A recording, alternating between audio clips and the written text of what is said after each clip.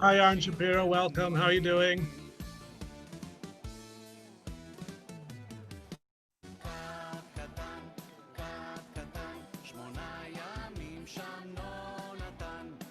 Yes, well, how you doing? Chanukah. That's my wife, Kana. Jeremy? Okay, good.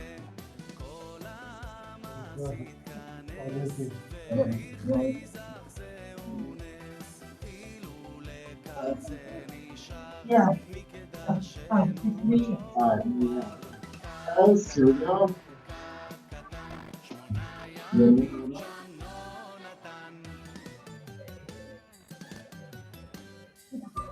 Yeah.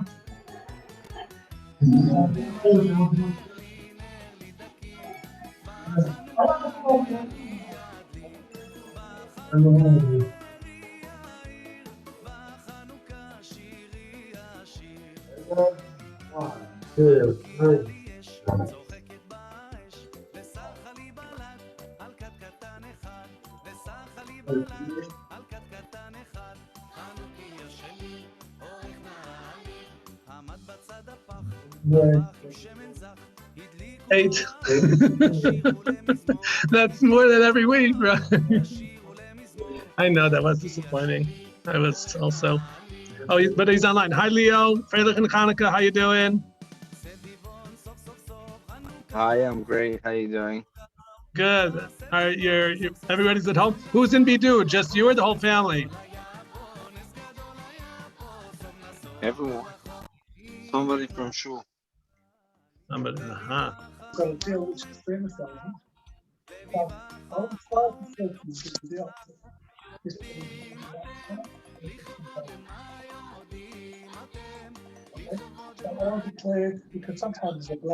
Hi, Suri. Welcome. You're in Dubai. Wait. 1 second. Hi, yes. Yes. I'm in Dubai. Hear me? Do you hear me? Hi. We hear some Arabic music.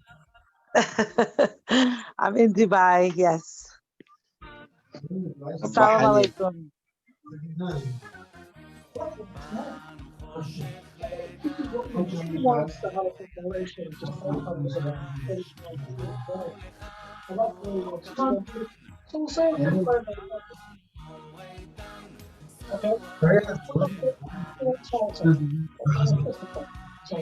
Her husband has worked there. Suri, tell us what you do in Dubai. Do you hear me? Yeah, we hear you. No, because I'm in a hotel. The connection's not so great. What am I doing? Well, I was at the tallest building in the world, and I heard Hanukkah candles with the chief rabbi of Dubai. Marty? Nice. It was very nice. It was a concert with all different singers. It was very, very nice. Beautiful. And Let's you just go hope there. they don't change. What? You go there for your husband's business or something like that. Is that right? Yeah, he's working, so I'm, having fun and going on Zoom for a Hanukkah Good. party. Okay, good. Yeah, right. Which means that at the end of the first month, he gets his second batch of money, but he's already paid us.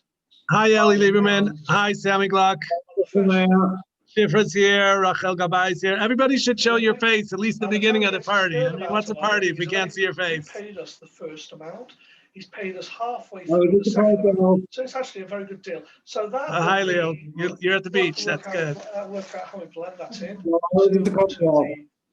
And I want to share. As a cash advance, but then you'll see what we'll do a little. I'm sharing Glenfiddich with everybody. You'll see what we'll do there. Okay, so we've got that's Cool. 11, 12, 13, okay, 40. It's illegal here. Oh, illegal. Okay, so Suri, none for you.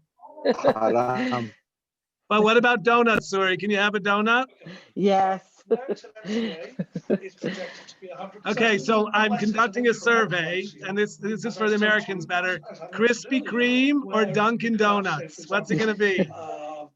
60,000 or in fact, even say Duncan. a 300,000 So here's deal, the Dunkin' Donuts.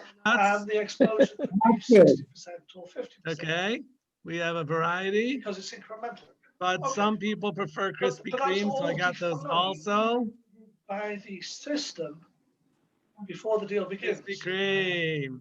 And you don't have to ask Okay. what's the hechsher, and they're In not fattening. You can performance. have as many as you like. We'll be tracking the deals to see if they actually perform on target Oh, to, yeah. to projections. Are you with me? Right. So whatever we put in this section is the theoretical, hearing? and then how it actually materializes as a support how it was.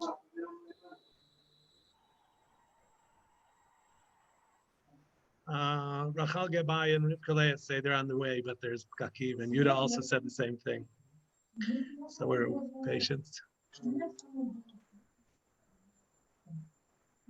I'm putting back our Chanukah music for everyone's entertainment.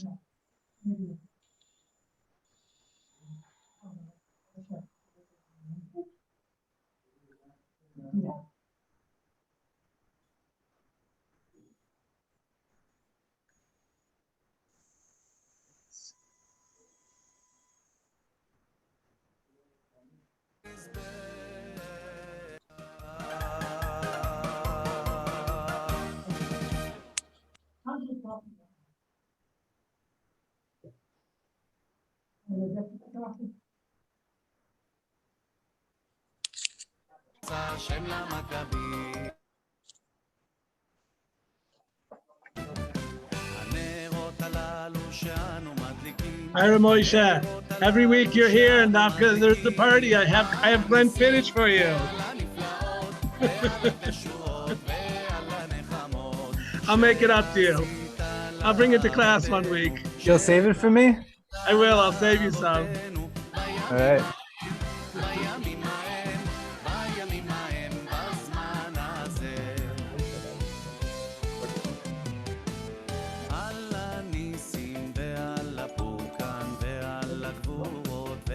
התשועות ועל הנחמות שעשית לאבותינו בימים ההם בזמן הזה. על הניסים ועל הפורקן ועל הגבורות ועל התשועות ועל הנחמות שעשית לאבותינו בימים ההם בזמן הזה. Hello, hi, welcome, come in. Hi, Darren, how you doing? Carla from Chanukah. How you doing? Good, how are you? Kids at home? Sort of crazy? Help yourself. Food and drink, enjoy.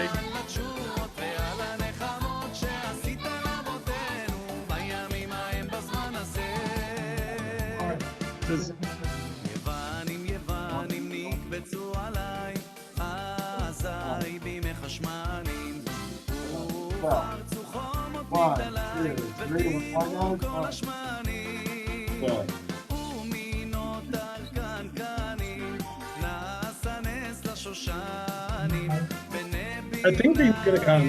Let me. קבו שיעור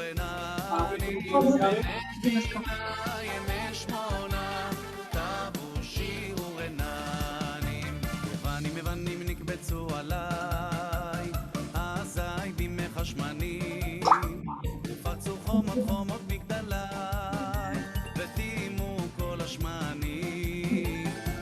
יוונים נקבצו עליי, אזי בימי חשמנים, ופרצו חומות מגדלי, ותימו כל השמנים. ומינות הקנקנים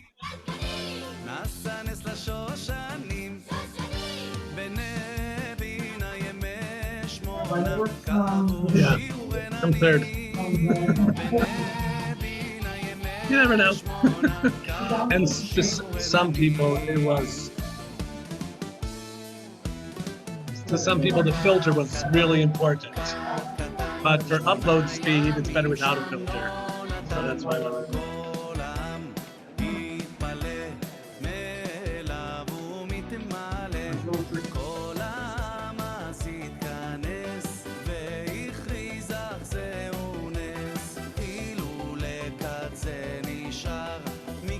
ראשנו לא הואר. כת קטן, כת קטן, 8 ימים שם לא נתן.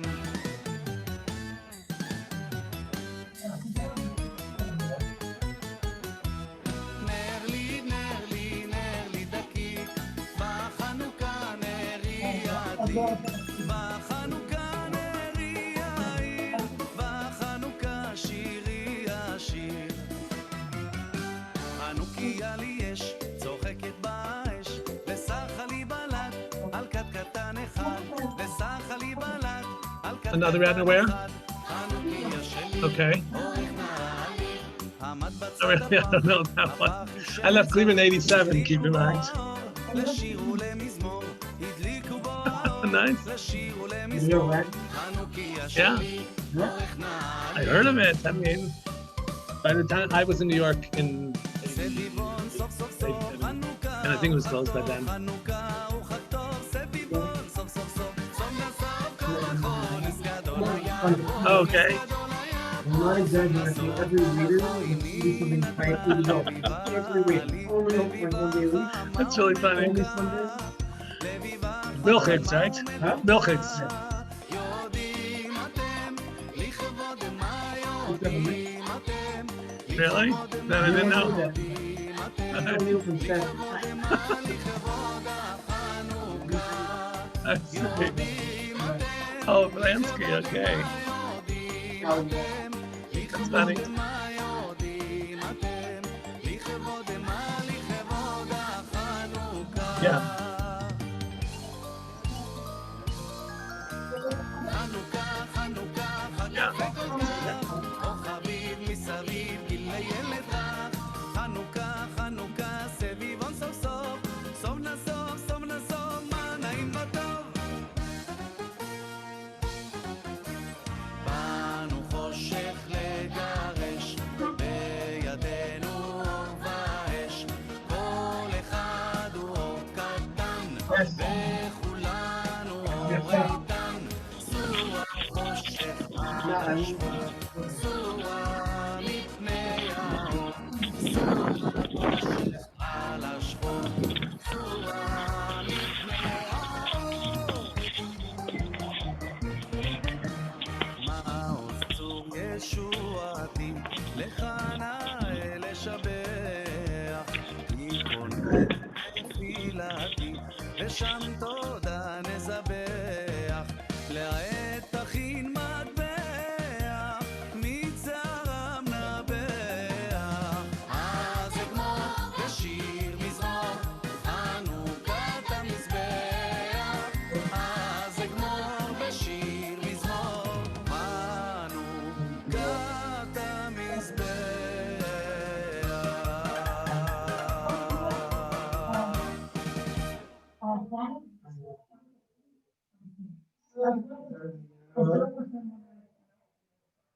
שמחה ממלאים את ליבנו, לילה ויום סביב עוננו יסוף, סופגניות נאכל בם לרוב. העירו, הדליקו, נרות חנוכה רבים, על הניסים ועל הנפלאות. Jonathan, Yes, hi. hi. I just wanted to say thank you. I never got to say like thank you for organizing everything and kol hakavod, you know. So thank you very much, really, Our pleasure. Thank you for being a part of it. for putting all your koiches into it, and Baruch Hashem. also for your wife. But I never see her, so thank you for both of you. Thank you. I will pass that on. Thanks, Ali.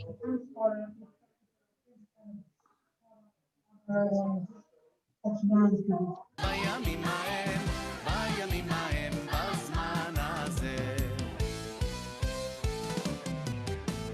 על הניסים ועל הפורקן ועל הגבורות ועל התשועות ועל הנחמות שעשית לאבותינו בימים ההם בזמן הזה. על הניסים ועל הפורקן ועל הגבורות ועל התשועות ועל הנחמות שעשית לאבותינו בימים ההם בזמן הזה. על הניסים ועל הפורקן ועל הגבורות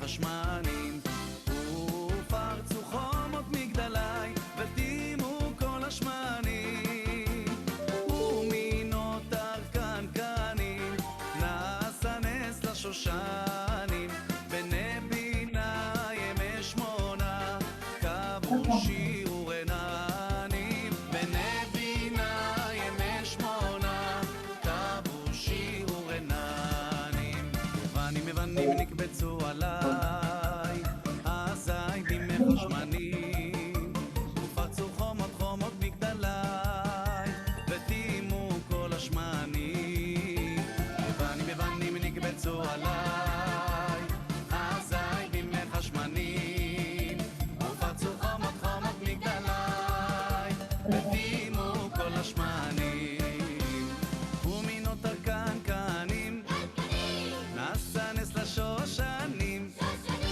בני בינה ימי שמונה קבעו שיר ורננים בני בינה ימי שמונה קבעו שיר ורננים כת קטן 8 ימים שם נולדן כל העם התפלא מאליו ומתמלא כל העם אז התכנס והכריז אך זהו נס אילו לכת זה נשאר מקדשנו לא הואר כת קטן 8 ימים שם נולדן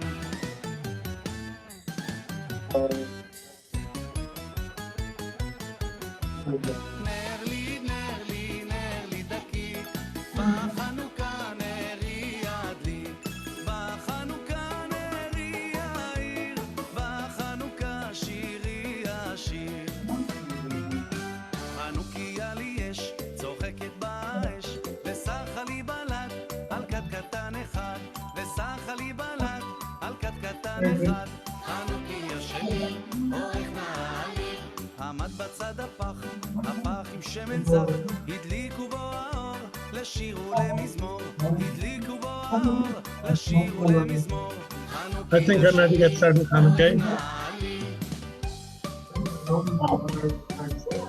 סביבו סוף סוף חנוכה וחטוף חנוכה וחטוף סביבו סוף סוף כמחו נס גדול היה פה סוף לסוף ובחו אמי נתנה לביבה לי לביבה חמה ומתוקה לביבה חמה ומתוקה יודעים אתם לכבוד מה יודעים אתם לכבוד מה יודעים אתם לכבוד מה לכבוד החנוכה יודעים אתם לכבוד מה יודעים אתם לכבוד מה I think one is going to be here, but mostly on Zoom.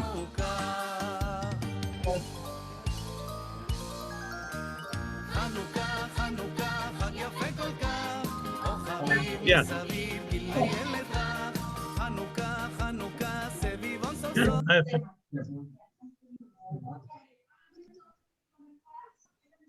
No, Hansa, yeah. Well, you could. Okay. I'll say it at least here. No, you could say. No, can. You could sit in my chair.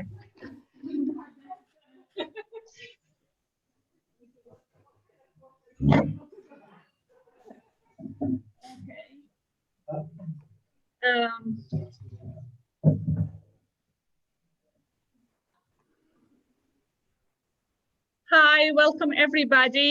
We're so excited to see you all. People in the classroom and people in the States and people in different places.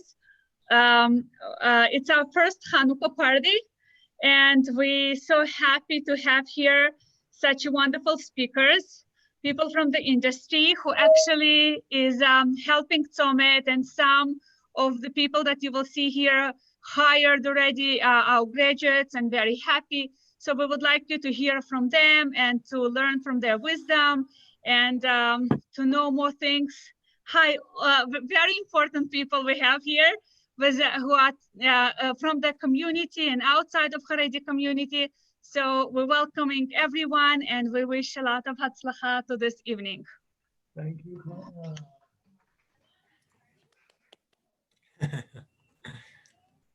Freilich and Chanukah to everyone. Thanks everyone for taking time out from family activities and other stuff to participate. Everybody's been at a million Chanukah parties over the years. And with all that, I wanted to share a Dvar Torah, connecting what we're doing. And so I'm not saying that I'm going to turn this into a Sudas mitzvah, but it's always good to start with the Dvar Torah. So the Chanukah miracle took place in approximately 165 before the Common Era. And it was enacted from that time to make Halal and Hodah. But Chanukah and Purim were both part of something called Megillas Tainus, which was a record of miracles that had occurred for the Jewish people during the Second Temple period. And then with the destruction of the Second Temple, it didn't make sense to celebrate these days that historical things had occurred because it was no longer relevant. Exactly. Okay. So the Rambam describes the Nes of Hanukkah that, of course, the Hashmonayim and their followers were able to retake the temple and to rededicate it, to purify it, and so forth. Everybody knows the miracle of the oil, as well as the military victory and the restoration of Jewish monarchy for more than 200 years until the destruction in 70 of the Common Era. So what I was thinking about is that both of those occurrences, both the restoration of the temple service and the restoration of Jewish monarchy, were essentially ended with the destruction of the temple. And so if we understand that Hanukkah was enacted at a certain time in Jewish history, but its long-term impact was certainly called into question once there was no longer temple service and there was no longer Jewish monarchy.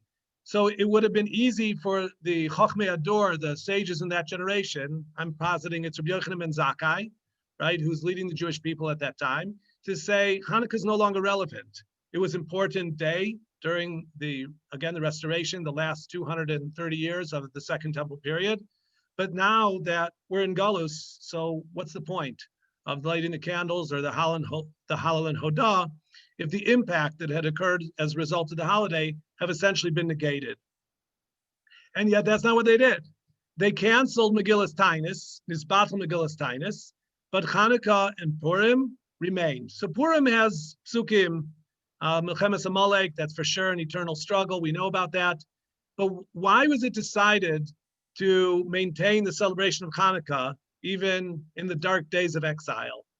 So what I wanted to share an idea that Hanukkah is a celebration, of course, not only of the miracle of the candle and the military victory, Rabim Biad Ma'atim, Tmeim Biad Tahirim, but it's about, in a sense, Jewish values, right? When there was conflict between Yevanim, Misyavnim, and Manim L'Dvar Hashem, people who remained committed to the Dvar Hashem, people who remained committed to Jewish values.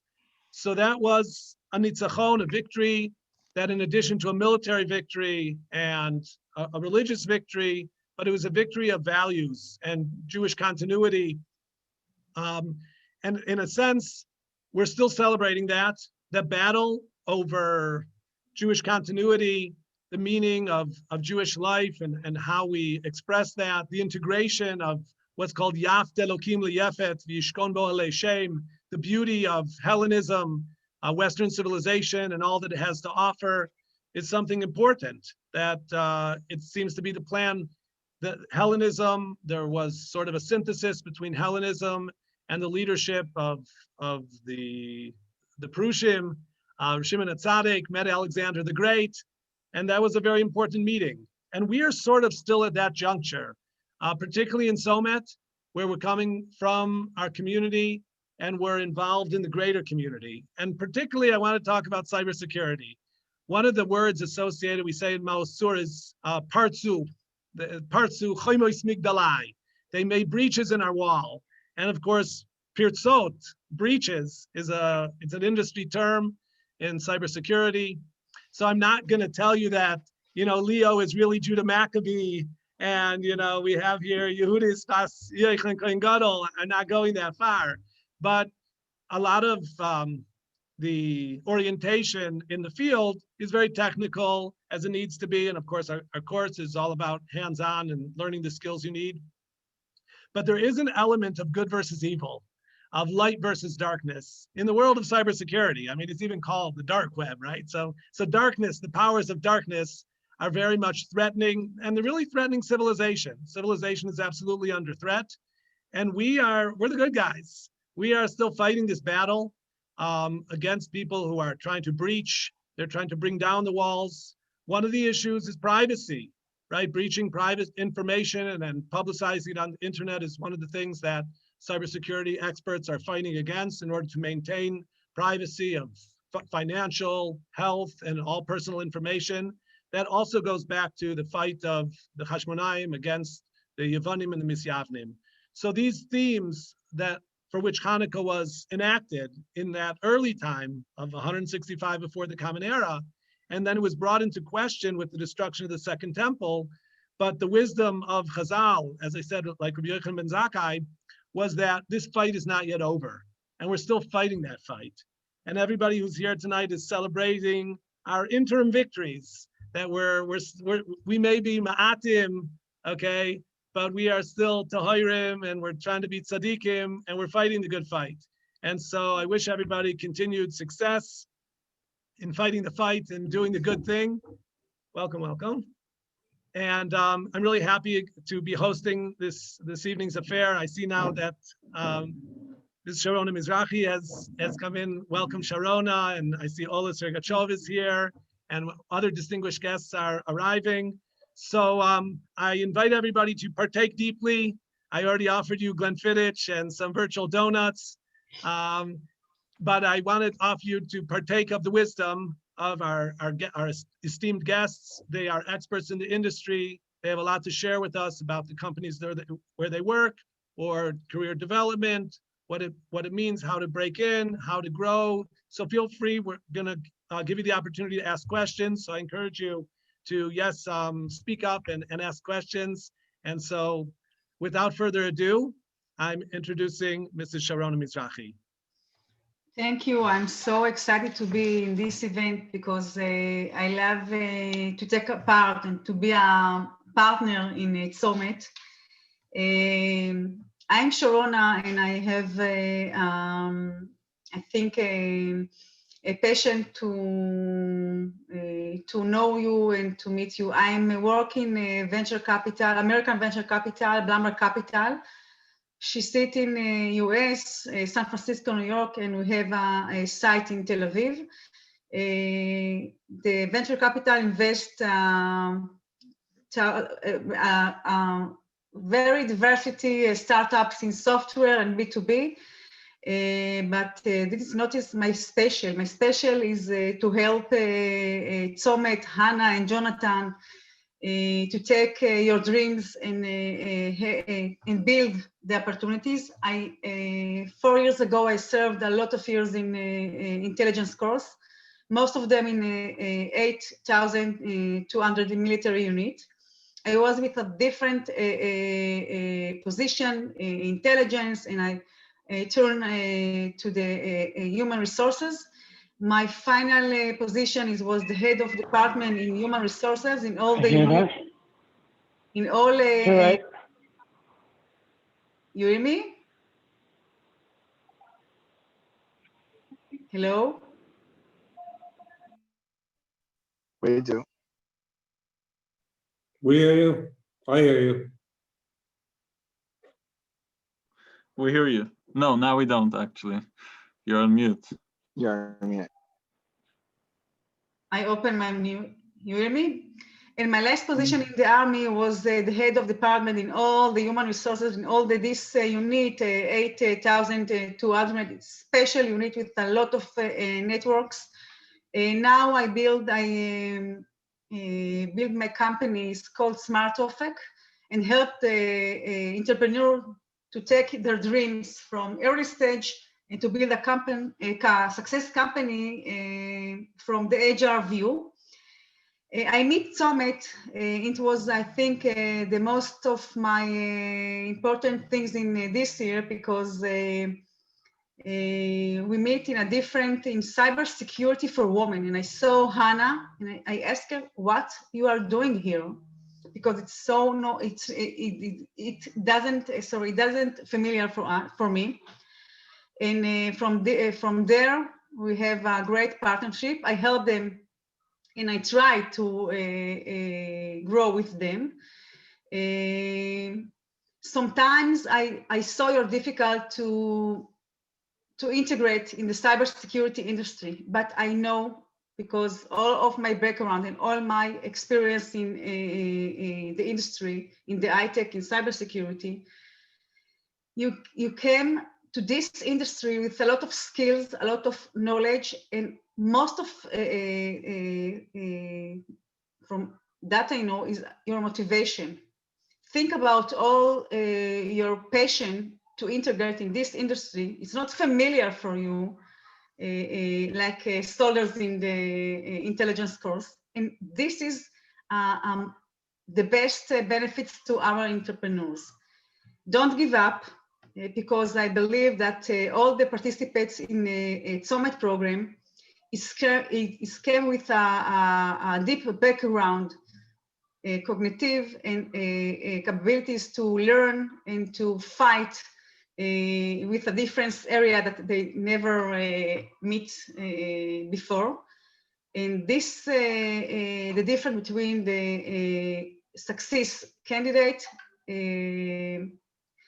and I wish you in this Chanukah that all of us find our light in everything that we have want to get or turn, in the opportunity in our life, in our dreams.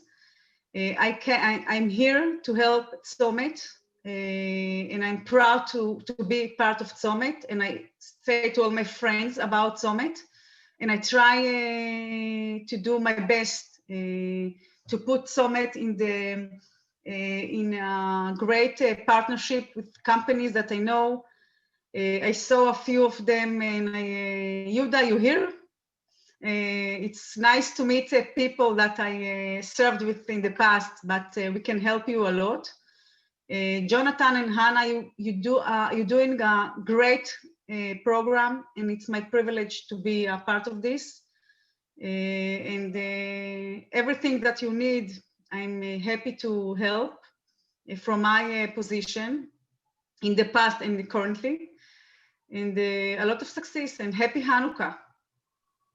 Thank you so much, Sharona, for your words and your deeds. I know that you stand behind it, and we appreciate all the help you've given us till now, and we look forward to continuing our partnership to open new pathways for these individuals to realize their dreams. I must say that I'm very, very proud to talk about Tzomet. Is almost program that I feel free to accompany and to say and to help, because the vision and your horizon to see, I think to take these great opportunities to these great potential candidates to our industry, and I think it's so important to our community and to all, I think, the Jewish in all the world.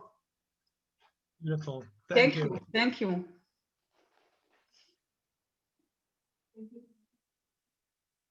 Any questions? Shall I introduce Ola? Okay, thank you so much, Sharona. I'm going to now take the opportunity to introduce Ola Sergachov, who I saw her on the news. They talked about, oh, what a surprise that a Haredi woman is one of the experts in cybersecurity in Israel and the world. And she's worked, I know now she works with GuardiCore, and she's worked with other companies in a number of positions. So Ola, go ahead and introduce yourself and tell us your story and what you'd like to share with our students. start by unmuting yourself. That would be nice if I mute myself, right? Yes.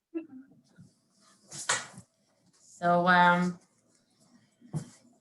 thank you so much for this opportunity to be part of this initiative, and happy to see a lot of different faces and motivated people. I think my example is a very good one, because everything I did was against any logic on how to succeed in the field. I didn't come from the Haredi or Frum background, but it was similar because we finished all the math and trigonometry and all the other stuff in about 7th grade, 8th grade, because I was doing music and arts, and they somehow thought that if you do music, you don't really need to do math. So when I landed in Israel and I tried to apply to Mechina for computers and Madei Teva, as they call it here in Israel, obviously I failed because there was a whole bunch of things that I just didn't know what they are. And I said, okay, you know, I'm not gonna give up. That's not gonna work out. So I went for economics and business administration, and somewhere down the 2nd year in the University Ivrit, in the Hebrew University, I came across a little exercise within Excel, Visual Basic, if anybody recall. You had to write a few programs there and some implementation. So I got so excited and I said, wow, that's really cool. I love it. How about I do something more about it? And it was just where everybody was going crazy, the first wave of startups in Israel. So we had a huge requirement for skilled or any programmer that don't know how to spell Java, Java proxy. And I said, okay, what am I going to do? And so I looked around. I said, okay, I can't do university because my math, like, I can't do it. It's not me, but computers, you don't need math, right? It's just, you need to, maybe to get to the university, you need math, but after that, you just don't need it, okay? And I went for Michlala. Back then, there was not many options available, definitely for Haredi crowd. So I went for Michlala Minhal. And by the time I ended up the 2nd year, I had 3 job offers. Today, I will have to tell you, it's much harder, okay? So today they look for, you know, fancy degree, they look for fancy GPA. I come across a lot of people that even come from Machon Lev here in Israel. There's a Haredi or very like Frum Michlala, but they have education on the level of a regular university or Technion. And the first thing that they ask in the HR when they get their CVs, like, why do they have only 3.9 GPAs? Like, because they're from Michlala. From Michlala, you should be like Einstein. This is not the case. And it's like an uphill battle. So throughout my career, I always see people that getting into those roadblocks, and I said, okay, I'm never gonna make it. But that's not how the world works. My father always taught me this little story. You probably heard from many, many different places about this little froggy that fell in a bucket of cream. Actually, there was 2 frogs. And they're like, okay, we're gonna die, so what are we gonna do? So one of them said, okay, I'm gonna die. He just, you know, said bye and went down. The other one jumped. And eventually when you jump a lot in the cream, what happens? You make a butter, right? So he created butter and he jumped out. So this is my motto for life. I have been, you know, Israel, North America, back in Israel, different companies, startups, corporates, Oracle, IBM, and it's never easy. You know, the more frustrating part was actually that when I was for Israeli startup in America, they were more about forcing me to work until the last minute of Shabbat on Friday, yeah, like literally sundown, last conference call. And there's a much more acceptance for people to keep Shabbos in a big corporates. Like my fellow Israelis were much less tolerant for me observing the Jewish halacha than my fellow Christians that were super supportive, and so it's life. I mean, we can't change that, right? I'm looking at what happens here in Israel with the Haredi community being about 12% of the population and only 3% of the workforce in the high-tech industry, for example. And majority is actually women, which is kind of good in a way, but that doesn't mean that the men cannot do the same thing, right? It's just a matter of us slightly changing our mindset. I can tell you stories till, late night, how I get all those different requests in the emails. I always ask people, call me, LinkedIn me, email me, ask questions. So I get questions like that.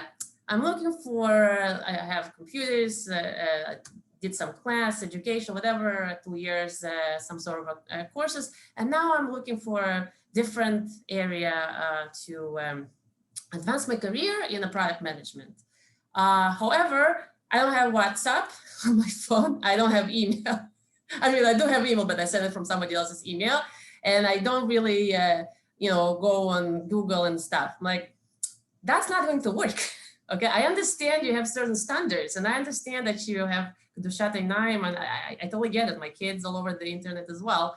And every day I'm trying to figure out if the content that they're looking into after all the filtering is still appropriate. But if you would like to be a product manager, all your life you're going to spend on the internet, WhatsApp, Slack, whatever it is. So you got to figure this out, okay? You have to put some filtering. Maybe you have to have 2 phones. But if we are not advancing ourselves toward the world will not advance ourselves toward us, right? I mean, we can ask for a kosher kitchen. That I think is a legitimate request. But I had people saying, well, I would like to really work for this company, but I never leave Eretz Yisrael. I don't travel. Like, okay, but there's a conference. Well, in Corona, it's kind of less relevant, but you gotta go, right? We have to send you for training. You gotta go. No, I'm not traveling. Okay, then you're probably not gonna work for us. Or I cannot sit in a room with women. Okay, but we only have 5 rooms. We're a startup. So how are you gonna handle it? Should I put a little box around your desk? Those are the questions. They're all legitimate. I'm maybe laughing. It's just because I was in the same place at certain time as well. I don't know if some of you read the interviews about the lechitzat yad, right? How you shake the hand. So, and there's a whole bunch of psakim to here and to there. Should I have, should I lechitzat yad? Shouldn't I not do that? It's very simple. If they give you the hand and they're not Jewish, or they're Jewish but they have no idea what they're doing, you have to shake it. There's no other way, okay? Because otherwise people will not understand what's going on, right? And they're gonna get upset and offended, and there's no point. All I'm trying to say is that we are already against so many no's, right? We're not coming from top universities. We are coming from mid-range classes, right? And as much as we are talented, people just don't want to see it, because sometimes the CV is just going to get filtered before we even had the opportunity to get interviewed. So we got to network more, right? People reaching out to LinkedIn to me and they're asking me questions. This is great. I'm trying to help. Not only me, there's many other people out there, right? Networking is important. Consulting your Rav about certain conditions of your work is important. And know which Rav to consult, okay? Know what to ask the right question and to get the right answer, right? So it's very, very important that you are comfortable with what you're doing, not compromising your values. On the other hand, you're also able to contribute 100% to your career and your work, whatever you feel doing in the computer field. And the third thing is like the most important thing about being in computer field, specifically in cyber. Just think out of the box. So I think as Jews in general, we're all out of the box thinkers. People who do halacha or have any Jewish studies, they're even more out of the box thinkers, because everything we do, we discuss, we have this says that, and Rabbi says that, and he said that, and he contradicted, and we don't even know where the truth is, but it opens up our brains. So we gotta continue thinking out of the box, how to make things more advanced for ourselves. So I give an example.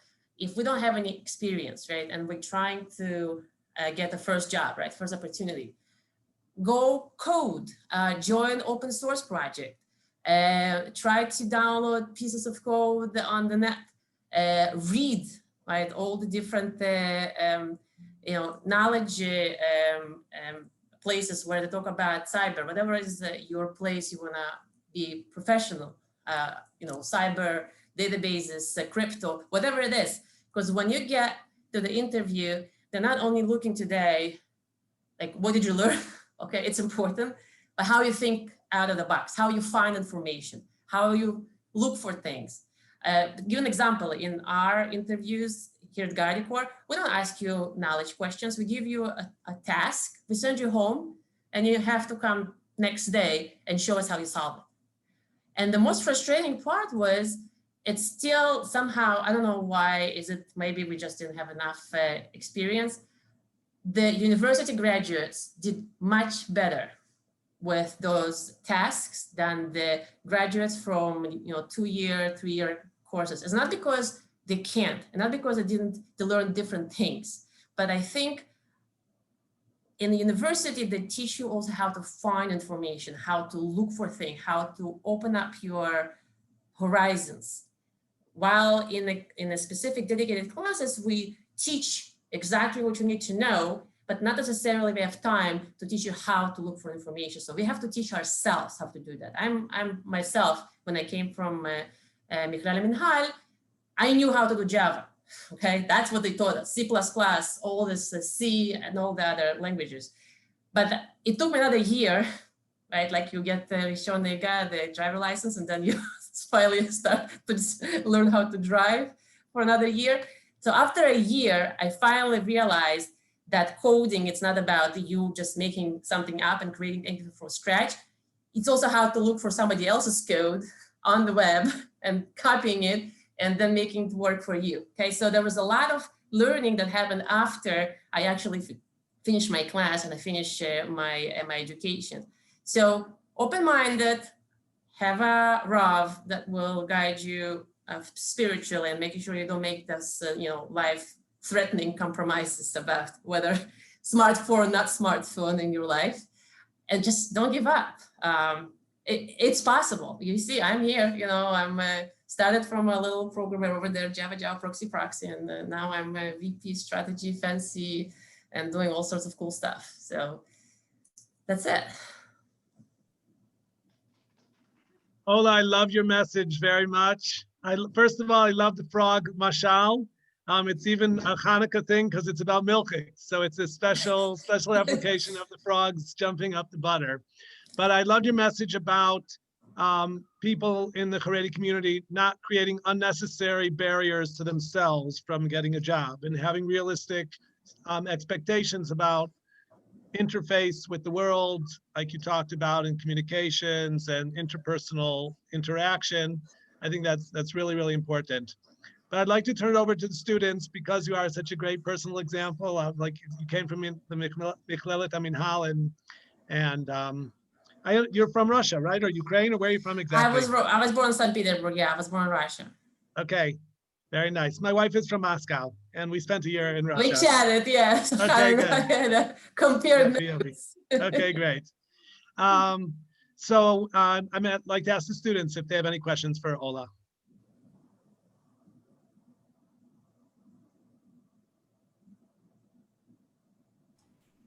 Hi. Go ahead, Shaya. Hi, Shaya. Hi, how are you? I really appreciated what you shared, and I related a lot to some of the scenarios that you referred to, especially interviewing, and I get asked a lot, where am I willing to compromise? So it's it's refreshing to hear it from a fellow, from lady. So I wanted to know, you mentioned networking and how important that was. Would you have any tips towards thinking out of the box networking? So there's 2 places to network. And again, two of them are equally frustrating because not always people would answer. One's called LinkedIn, and one is called Facebook. And there are groups. I'm more, not because I'm gender sensitive, but I am kind of put myself into like promoting women and Haredi women. So I know more about the women part of it because there's a women in technology, women in high tech groups, women, Haredi women that also talk about the career topics, not necessarily high tech. But I'm sure there are also groups that are Facebook groups for men or Haredi men that looking for jobs. I'm sure Hannah and Jonathan would probably be able to guide you in that. And LinkedIn, just look for people working. Now, here's a tip, okay? Look for people working in big corporates, like Checkpoints of the world. And if you're looking in Israel, so there are plenty of Microsofts and Googles, because they're looking for diversity.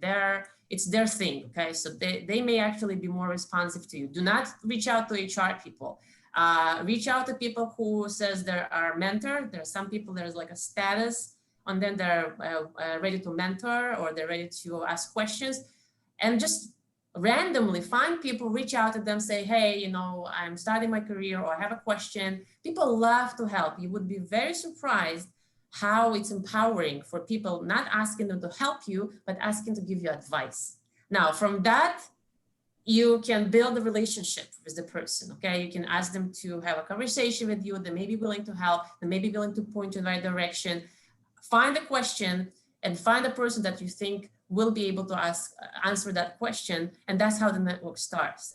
Obviously, attend the fairs and any job fair, any event that is remotely something that you can also approach them and ask them, even just industry events like Checkpoint has tons of like webinars and stuff. Approach those webinars as well. Listen to what they have to say. Figure out if there's anything that you're interested in. Who is the person who is speaking there? Can you reach out to him after hours? It's like literally, there's so much out there. You can spend an entire day just sending messages and whatever.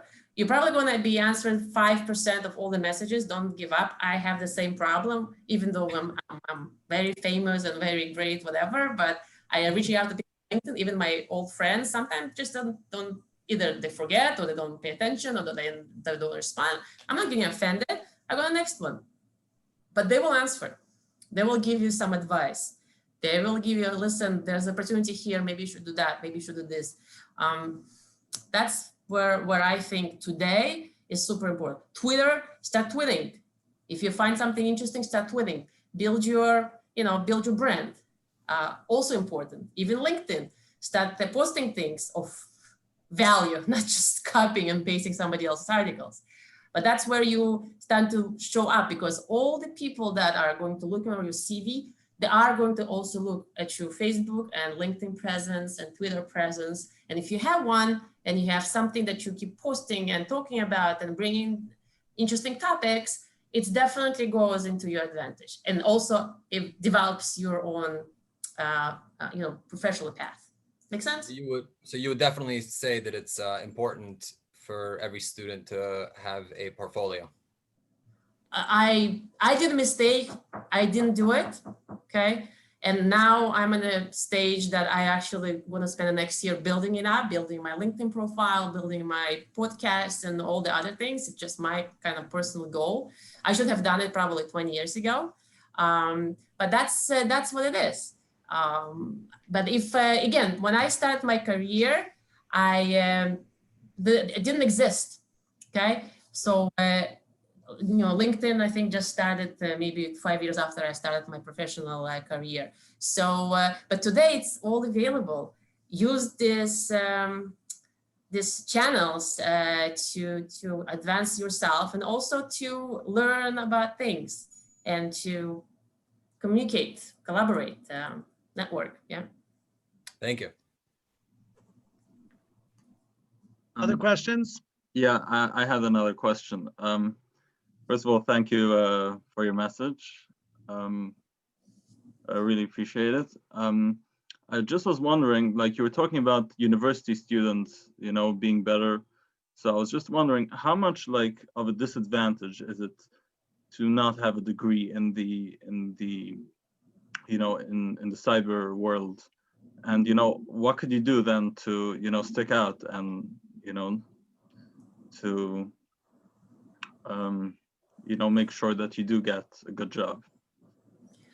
Well, let's split the cyber into two categories, right? You still have the development jobs that have very little to do with cyber. Like in our company, we have developers, full stack developers that they're nothing to do with cyber. They're just developing code, okay? So for that, you just need to develop code. You need to code.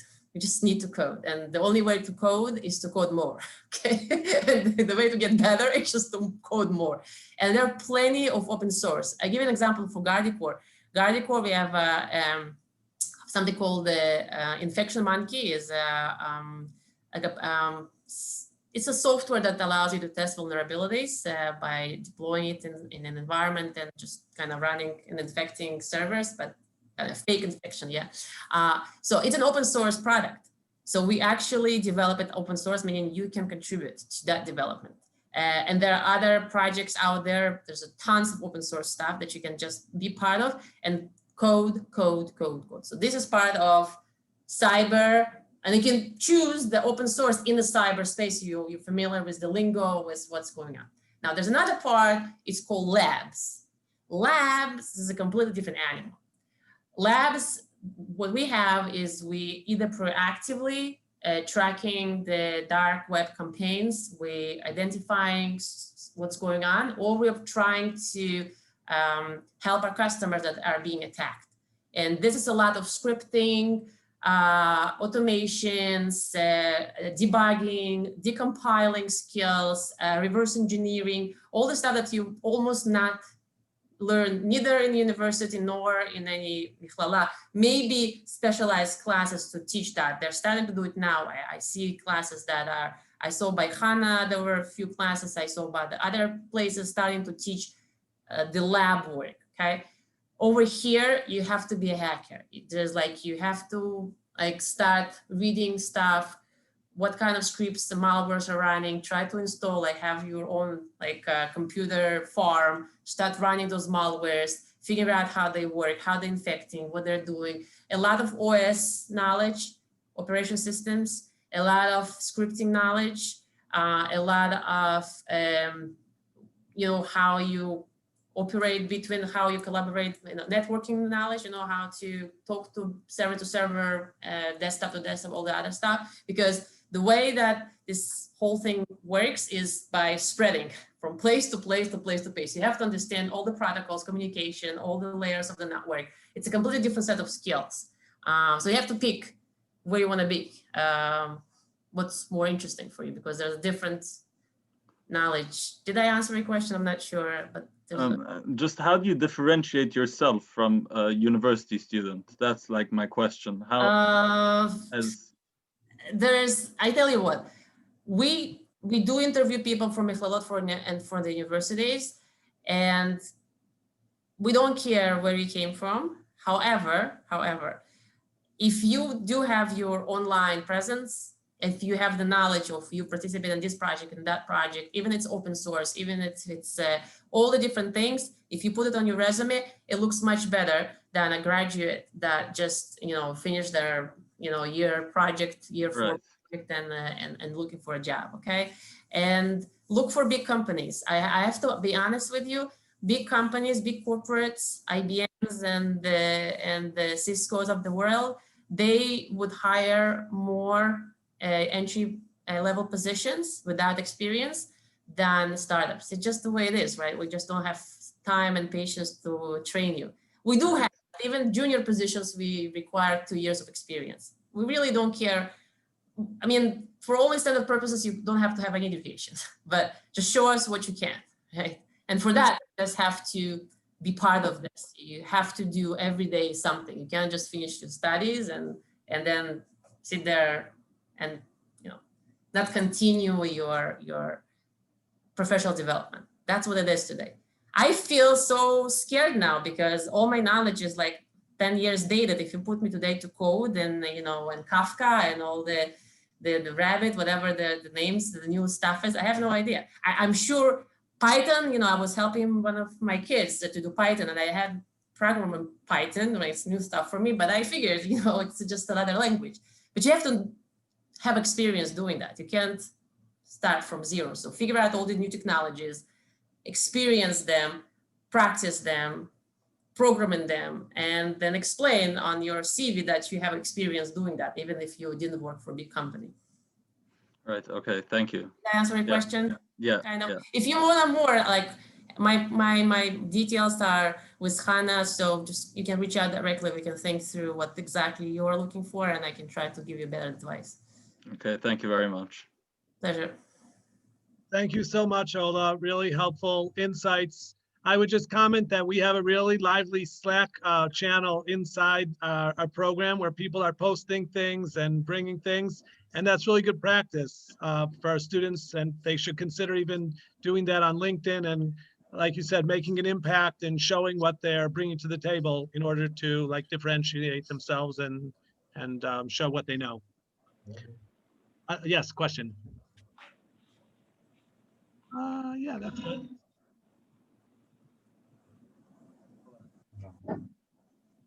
Hi, Ola. Hi. I'm here at the center with a lot of other students. Thank you for your presentation. Something you mentioned that I'm very curious about is you said that you would have been good for you to have started your online portfolio many years ago. I think you said 20 years. And you said now you're finding the need to do that. Can you, from the position that you're holding, why is that important? And it probably leads me to another question, which is a bit out of the box. You can choose to answer it, but it sounds like you need to do that because you have some kind of vision or something that you're working towards, that you need that as a foundation to springboard off. And if you don't mind me asking, if you can maybe share what that is, it'll also give us it'll give me it'll broaden my horizon from someone where you're sitting, what you see, there's these big needs that you need to have this portfolio to springboard off. Thank you. Of course. So I would take it maybe again divide it in two parts that the answer. Career-wise, the roles that I'm looking to do right now are less technology roles, more business roles. And the strategy is a tricky place to be because you can fill this role with a lot of content, but still you need to explain to the outside world what is it that exactly you're doing. Okay, which is kind of weird, right? I do a lot of things, but when you ask me what exactly I'm doing today, I might not be able to tell you because everything that I do are 3-4 year projects, like working with global system integrators. It's a marathon, right? Or creating customer advisory board. It's a marathon, right? You have to pick your customers, you have to grow your customers, you have to be with them all the time, talking to them, and you can't be just the empty, chit chat. You have to give them content that they are interested in, and it's evolves new opportunities, new packages, software packages, services packages, how we build it together, how we bring to the market. So that requires a lot of different pieces of knowledge that I happen to have because I went from everything technical to everything business, and now I'm somewhere in the middle. But if I'm looking for my next role, I need to make sure that people understand what is it that I actually did. Because it's very easy to say, I was services, or I was pre-sale, I was product manager. It's very easy. When I say the word strategy, people are like, huh? So I feel that with the amount of knowledge and the skills I have, I need to wrap it in a certain way and create my presence so people actually understand what value I bring to the table where I work for a company and what I can do for them and how I can bring them to the next level, okay? So that's where I want to be when I grow up. Right now it's Guardicore, we are still in the middle of doing, so it's probably another 2, 3, maybe 4 years, but then I might look for other opportunities. I want to be ready for those opportunities, okay? That's one. But these are just professional development. I did tell you, even if you're a programmer, do the same, because I think it just helps. You know more by networking and putting yourself out there and creating content that is valuable. It develops you and develops people around you, okay? On any given role that you're going to take.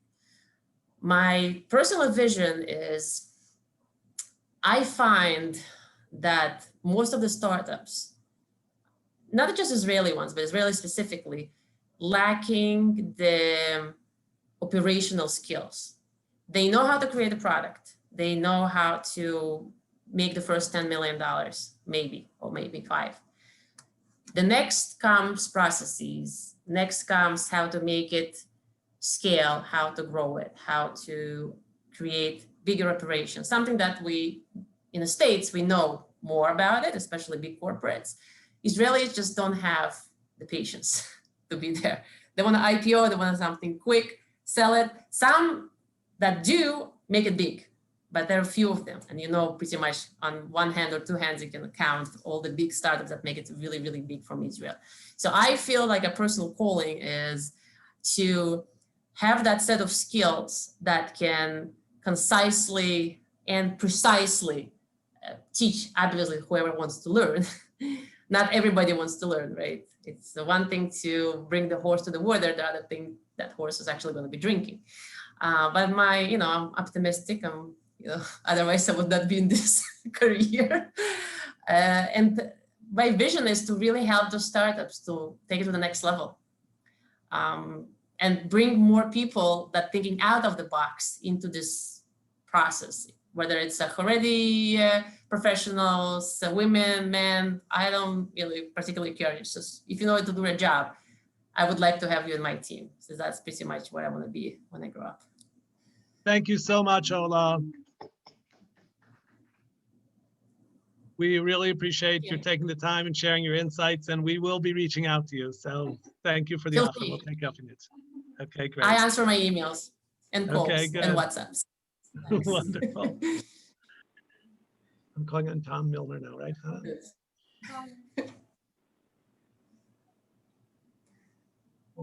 No. It's late dinner, so I have to really go feed my children. Okay, thank you. Go feed your children. Yeah. Okay, but great. For the opportunity. Thank you. I'm calling now on Tom Milner-Gorevich from Cyber Reason, an expert in HR. Hi, Tom. Good evening. Welcome. Hi, all. Thank you for having me. Sorry for being late. I was also at dinner with my kids.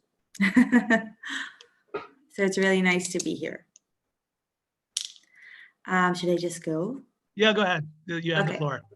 Okay, so I think I'm just going to start by telling you a little bit about myself and about Cyber Reason. And then I think I'm going to consult you about how to proceed.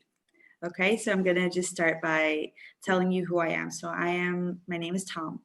I have been in the HR industry for about 9 years now. I have a master's in organizational development and have been really lucky to really experience a lot of aspects of the HR world. For the past 3 years, I have been a freelancer and I work with both startups starting up and helping them build their teams and their recruitment processes, as well as working with individuals and building their career paths, writing the resumes, getting to interviews prepared and professional. I met and truly fell in love with Cyber Reason about 1.5 years ago.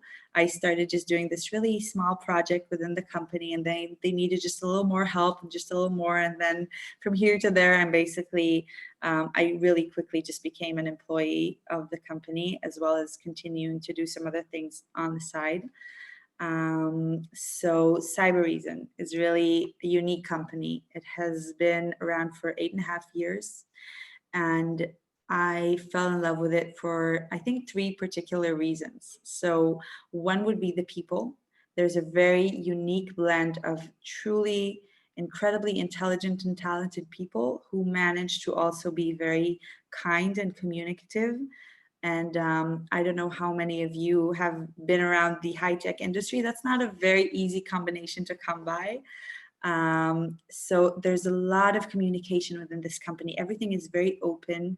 There's a lot of room to express who you are, what you think, the way you view the world. In fact, we expect our people to be very vocal and very present.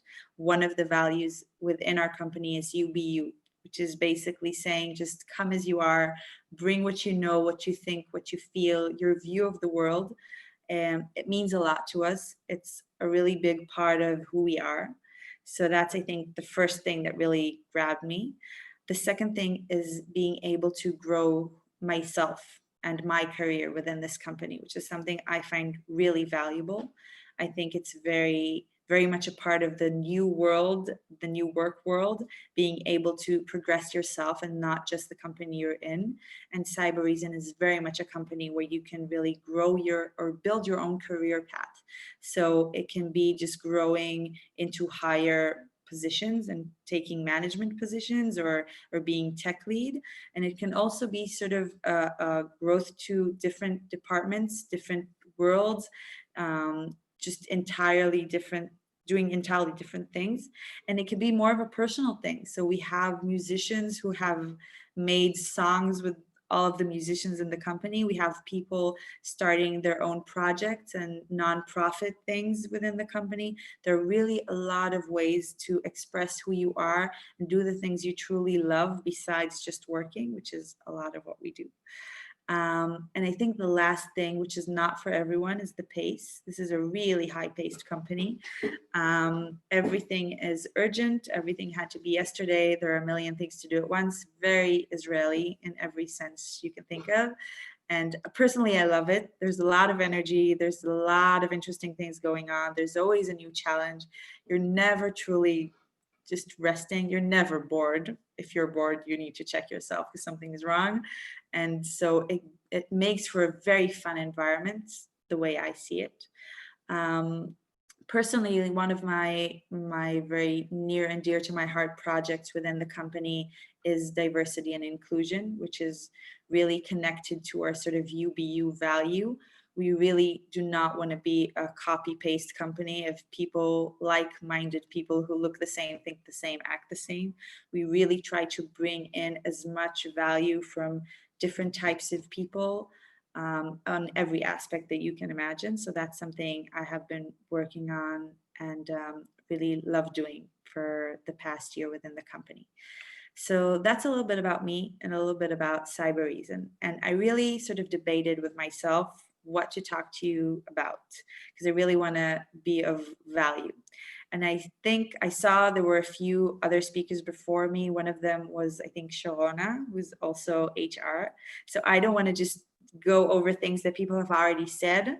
So maybe we'll just sort of mix it around and start with you telling me what you'd like to hear, or maybe focusing me on something that you were hoping to hear today and did not get to speak about yet. So I don't just say the same things over again. So we can just start with questions or things that interest you, or maybe just give me a topic and I'll run with it. Does anyone have anything they'd like to throw out? Otherwise, I do. I'd love to ask again. Is it okay if I ask again? Yeah, go ahead, Chaya. Hi, Tom, how are you? So coming from the position of HR as well as Sharona, if she'd like to chip in as well and answer.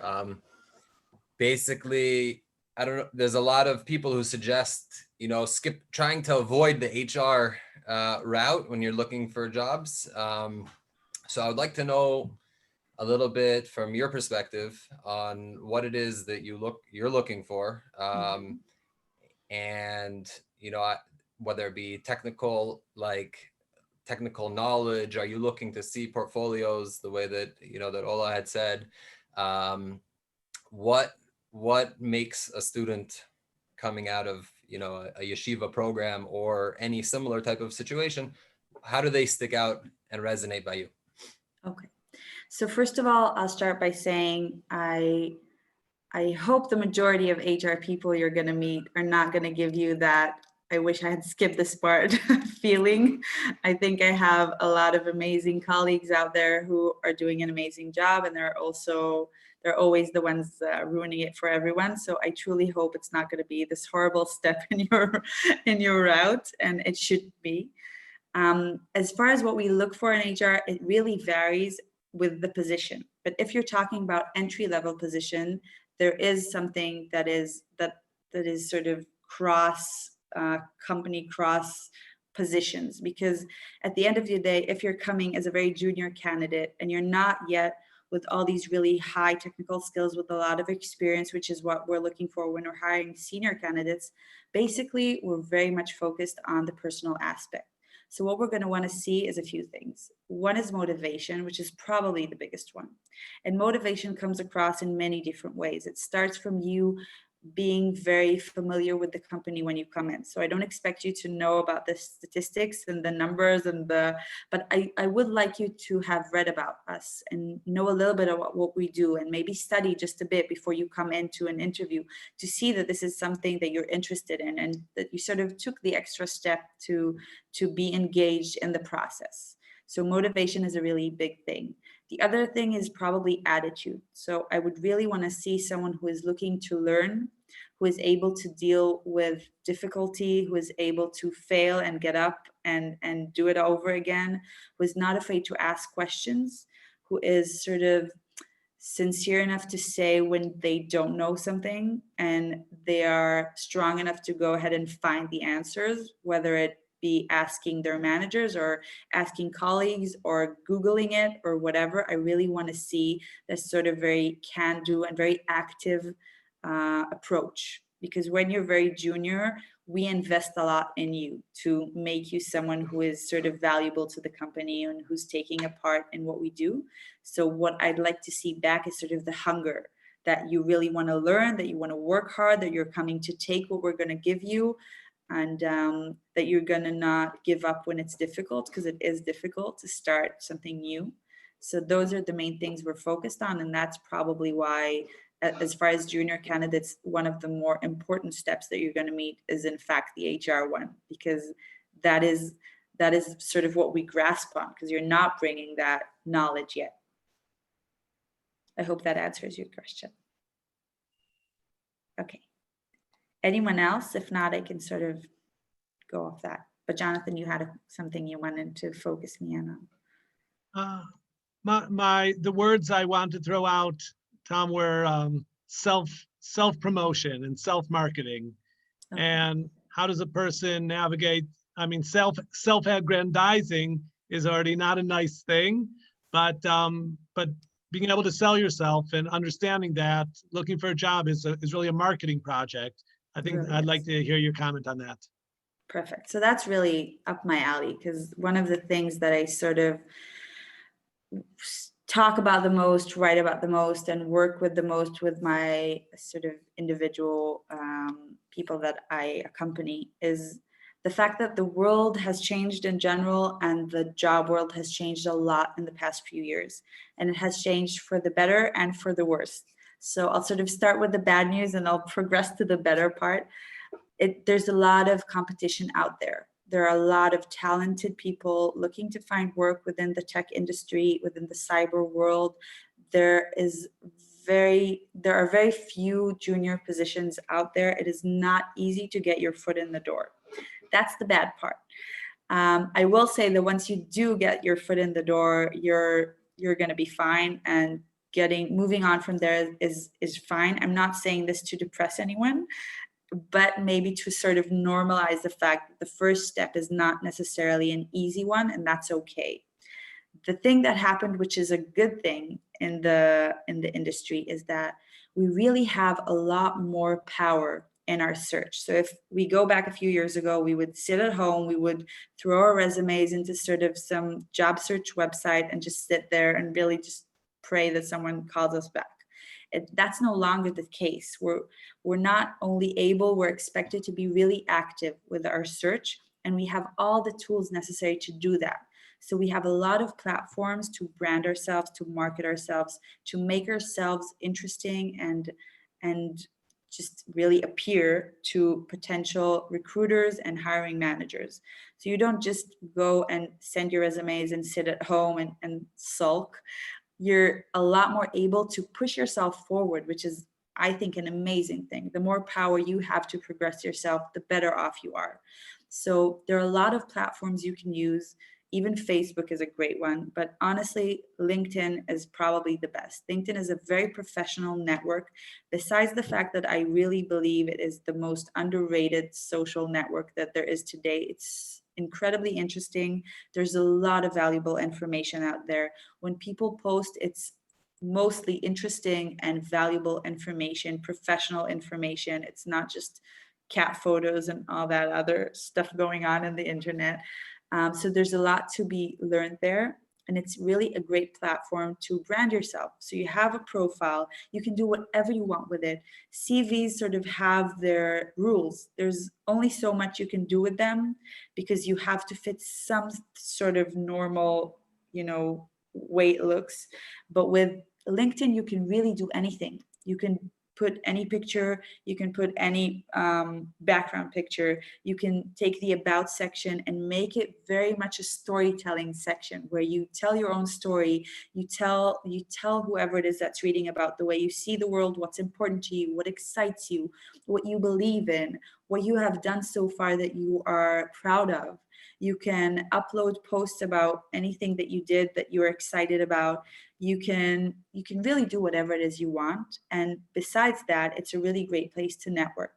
So I probably wouldn't send a CEO of any company a Facebook message or an email, but I would definitely send them a LinkedIn message. It is it's something that's normal and valid. And the worst thing they'll do is not answer, but it's definitely something that you can do. So you can basically find the places that you're interested to work in, find the hiring managers, find the HR team, and approach them directly and say, hi, I am Shaya. This is what I believe in. This is what excites me. This is where I would like to find myself within your company. I would love to get a chance. And that just really sets you apart from everyone. And it's a really amazing tool. And I know it's not natural for everyone to sort of go out there and market yourself. And it doesn't always sit right with you when you're not a marketer and you're not the type of person who usually puts yourself out there. But this is a very controlled environment. You can definitely pick and choose what you put out there. And it's really an amazing way to push yourself forward and be active about it and not just wait for someone to pick you. I can tell you, I really respect people who approach me. I would strongly suggest that if you do approach people, you approach them in a personal way. So not just a copy paste message of this is what I want, do you have it? This is what I want, do you have it? But reading their profile, seeing, I see you work at this place. I read about the company. This is interesting to me. Here is what I've done so far. Here's what I think I can bring to your company. I would love a chance.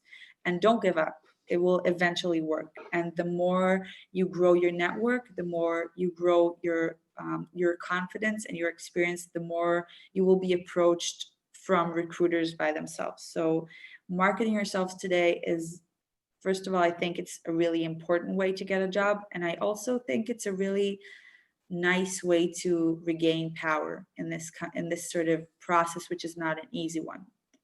So it's really important, and it can be fun if you let it, honestly. Tom, thank you so much. Really helpful and specific insights in using LinkedIn and creating your brand and putting yourself out there. So that's really, really helpful. Thank you so much for being with us. You're welcome. Thank you. I'm going to call now on Yair Solov of Saigov. And I want to start, Yair, because I personally know our graduates who work for you and that they're really the creme de la creme. They're really great people. So I want to know what you think about your employees from Tzomet Cyber Course. So Yair, welcome. Thank you very much. Appreciate the warm welcome. Yeah, we had some great graduates that have joined us over the last year and a half. So it's been a very successful collaboration with you guys. We'll talk today a little bit about our company and about the journey we take the people who join our company on from the training that you guys provide, which for us is kind of just a fundamental building block, but then transitioning through a very rapid but intense on-the-job training course that we've created for that route kind of. And I actually brought on the call today as well our CTO Yehuda Raz, who I'll introduce shortly, and he'll walk through the kind of the building blocks of the program itself. But I thought I'd share a few slides and just a little bit of background about myself, the company, and then I'll have Yehuda present the program itself, all that in 12 minutes. So hold on. Great. So we have built a dedicated cyber analyst program for our company. Just a little bit of background about our company. I came out of Visa, the credit card brand. I was a senior executive there 4 years ago. So an enormous pain point in the market and opportunity in the cyber risk management space. Found a lot of old tools, a lot of spreadsheets, a lot of manual processes trying to manage a problem that to me was just going to go and grow over the years to come. And I think sitting here 4 years later, we were spot on there. And really we set out on a journey to build, finally one single platform where everything an organization needs can be managed for their cyber risk and compliance on a single pane of glass. The team by us is comprised of a combination of former senior corporate leaders in parallel to former military cyber leaders in Israel, 8200, everybody's familiar with the buzzwords. Yehuda today, who will present shortly, is a 16-year alumni out of 8200 unit and led a tremendous amount of some of the most cutting edge projects in the world. We're fortunate enough to have him leading our R&D over the last few years. And just a little bit about the journey and kind of the evolvement of the industry that we're in. So there were spreadsheets back in the 1990s, GRC tools, these big platforms that were really heavy and really kind of served as a way to aggregate your risks in cyber. And then all kinds of tools came out over the last 10 years. Some of them you've probably heard of: BitSight, Security Scorecard, and ServiceNow, OneTrust, Archer, MetricStream, and all kinds of other ones that have been trying to manage this problem, but really haven't succeeded in taking this to the next level. And what we did was we basically set out and built 3 different solutions in our platform. So it's a cloud-based solution, sits in AWS, and it basically helps people manage first party, their internal risk and compliance, third party for their vendor risk, and board for their executive reporting. And this is basically a combination of solutions that sit as this modular platform that we built, really in the most cutting edge technology, also in cloud computing today, what's called serverless. And together with the team that we've built up, we've managed to build an enormous platform with a very small team of people. And a big fundamental piece of this is actually the collaboration and the analysts that we brought on board from this program. So that's what we're excited to be a part of this, connection that we've had over the last 4 years and continue to grow that. As such, we really, looked at this motto here, which to us actually serves more on the, we found the women version of this quote, which I think is more fitting for our company. Number one, our company has, 50% women in it. So we try to keep a ratio of 50% men, 50% women.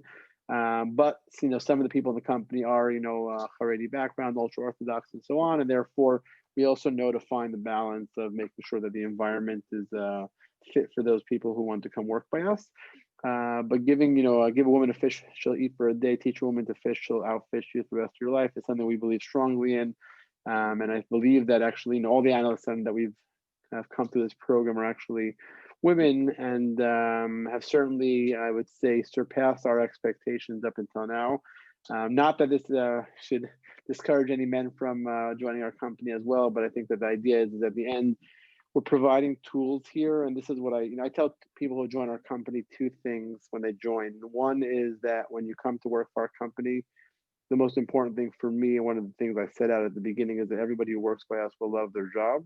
So when you wake up in the morning, you really want to come to work, and that's something you enjoy doing, and you don't finish the day like just dying for the day to finish. You actually finish the day just waiting for the next day to come with the challenges, including that work-life balance.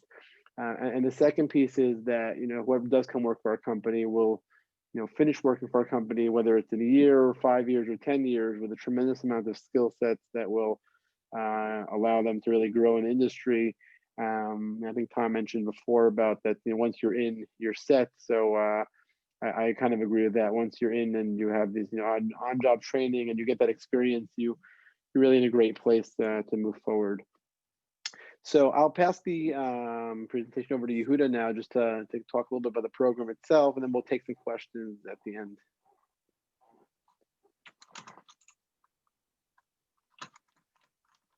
Hi, I'm Yehuda. I'm the CTO of Itzhaigo. Great to be here. It's a great program. Jonathan, thank you for the virtual donut and Advar Torah, the connection between Maoz Tzur and cybersecurity. I guess you always can learn something. Yair, can you still share the screen with the slide, please?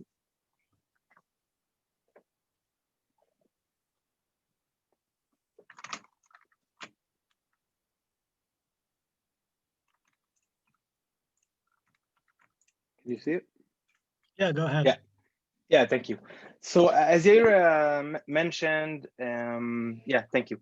So what we did here, we tried to fit the knowledge that the program gave the candidates to our the recruiters to our company, and kind of our strength and needs, and we created a dedicated program to have like an on-job training that combines 3 silos that works in parallel, and in 3 months we started to give like very beneficial knowledge from the cyberspace land, and also the actual product and contribution to the business developing.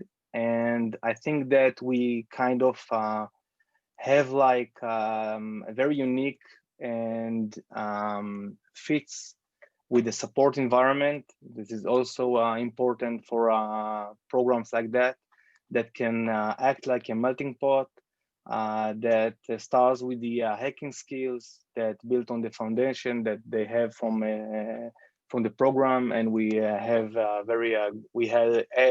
a very good connection with Hannah regarding the subject and the topics from the basic course. And we take that to a cyber lab, to the advanced tools that they are out there for the ethical hacking. We kind of build that up with those skills that you can see on the left regarding the OWASP broken web applications, the automation tools, the ExpertDB, all the others techniques. And all that comes to a very good knowledge that helps them to write and finish a whole penetration testing report that we are also combined in our daily base business field. We also have a very unique threat intelligence that Yair also mentioned, that we have a combination from the intelligence corps, and we take the hacking skills and their fundamentals, basics knowledge, and develop it to the next generation intelligence methodology, open source intelligence, darknet, deep web tools, perimeter scans, all that part of this program daily tasks.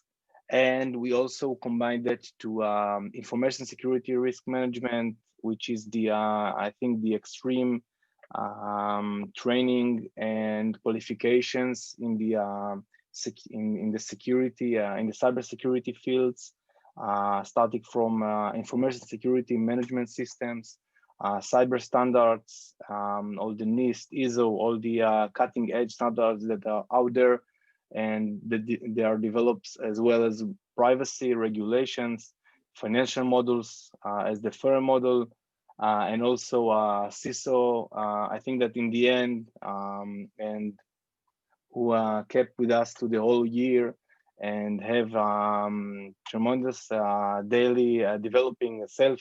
You talked about the self improvement, so it's also important to us. And I think that in the end, with all those silos, after finish this own job training, you find yourself with a very solid and contribute environment, and I think in the next generation of the GRC platform, and with the knowledge that can help you to have like a CISO in the organization, which is equivalent to a CISSP program, if you're familiar with CISM, all the other programs that can build you up to that. And we have many recruits from there, and they have a very good experience. And as Yair mentioned, we have a very culture, I think, company with different ideas as well, and it's very fun to work with, and everybody wins in the end of the day. So thank you for the program, and passing that back to you, Yair. Sure, thanks a lot. Yeah, so I think that Yehuda gave a great overview there quickly, but you can see just from that slide that there's a tremendous amount of knowledge and data that in 3 months we give our recruits who turn into cyber analysts by us. And even within 3 months, we already have a tremendous amount of knowledge, more than they came in, and that's even after the course that they've gone through. And obviously, as they continue to practice that throughout the year, they gain more and more experience across all those domains. And the majority of the analysts are touching on almost all those items, on a regular basis. So it's a pretty exciting and dynamic role by us. Happy to take any questions if there are at this point. You won't believe it. Is it okay? Go ahead, Chaya. Hi, Yair and Yehuda. It's nice to hear from you guys. It looks like you have an awesome program. I wanted to know if there's one particular skill which stands out that you find it's kind of like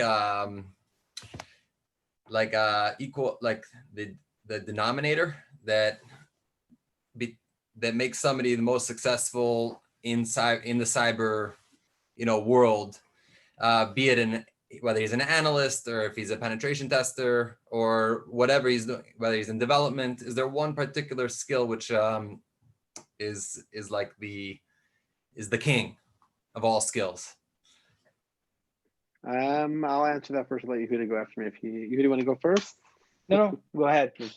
I think it depends on the role. I mean, you mentioned a bunch of different roles there. Each one of those has different skill sets that are unique and require there to excel. Certain skill sets, in cyber analyst roles require being very, by the rule, methodical, and just being able to kind of plug away at a lot of details and not being afraid of just, hours of data mining and things like that. Whereas other roles, especially cyber offensive side and a little bit more on the hacking side, requires you sometimes to be thinking out of the box actually more, and a little bit trying to break the rules and figure out what outside the rules can work. So we look for a combination of different skill sets when we test people before they come in. We have a very intense kind of testing program before coming on board, and it's more of a technical one first. By us, at the end, the interpersonal part is the most important piece. That's the truth, but that's usually the last piece. So you have to get past the technical test first, and then after that, you'll get to the interpersonal one. But you can talk maybe more about the technical measures and Sure. measurements. So first, I agree. I think that once you have like the basic knowledge and the desire to learn and to take what it needs to get in depth and to learn more and more in these fields, because it has very deep water and also a very developing one, and we've got like updates on a daily basis.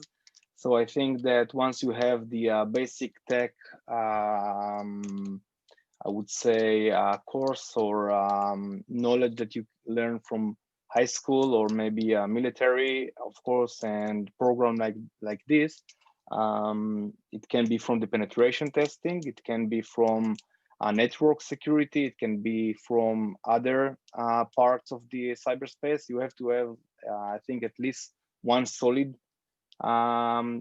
technological aspects, and then if you have the desire to learn, you can, and you have it like in hunger for each day, I think you can come very, very far, and that's it. Thank you. Thank you. Sure. Okay, at this time, I'm going to call on Dean Barr from HackerEye. Thank you very much, Yair and Yehuda, very interesting, and we wish your company much success and continued success together. We'll send you good people, and you guys do good things. Thank you very much. Appreciate your time today. Good luck, everybody. Thank you, Yar. Hey Okay. guys. Erev Tov, Dean. Erev Tov. Hey guys, how are you? Good. I have a small glitch in my camera over here, so you will just have to enjoy my picture. And and alongside with me is Tal, is my partner. And hi guys, nice to meet you.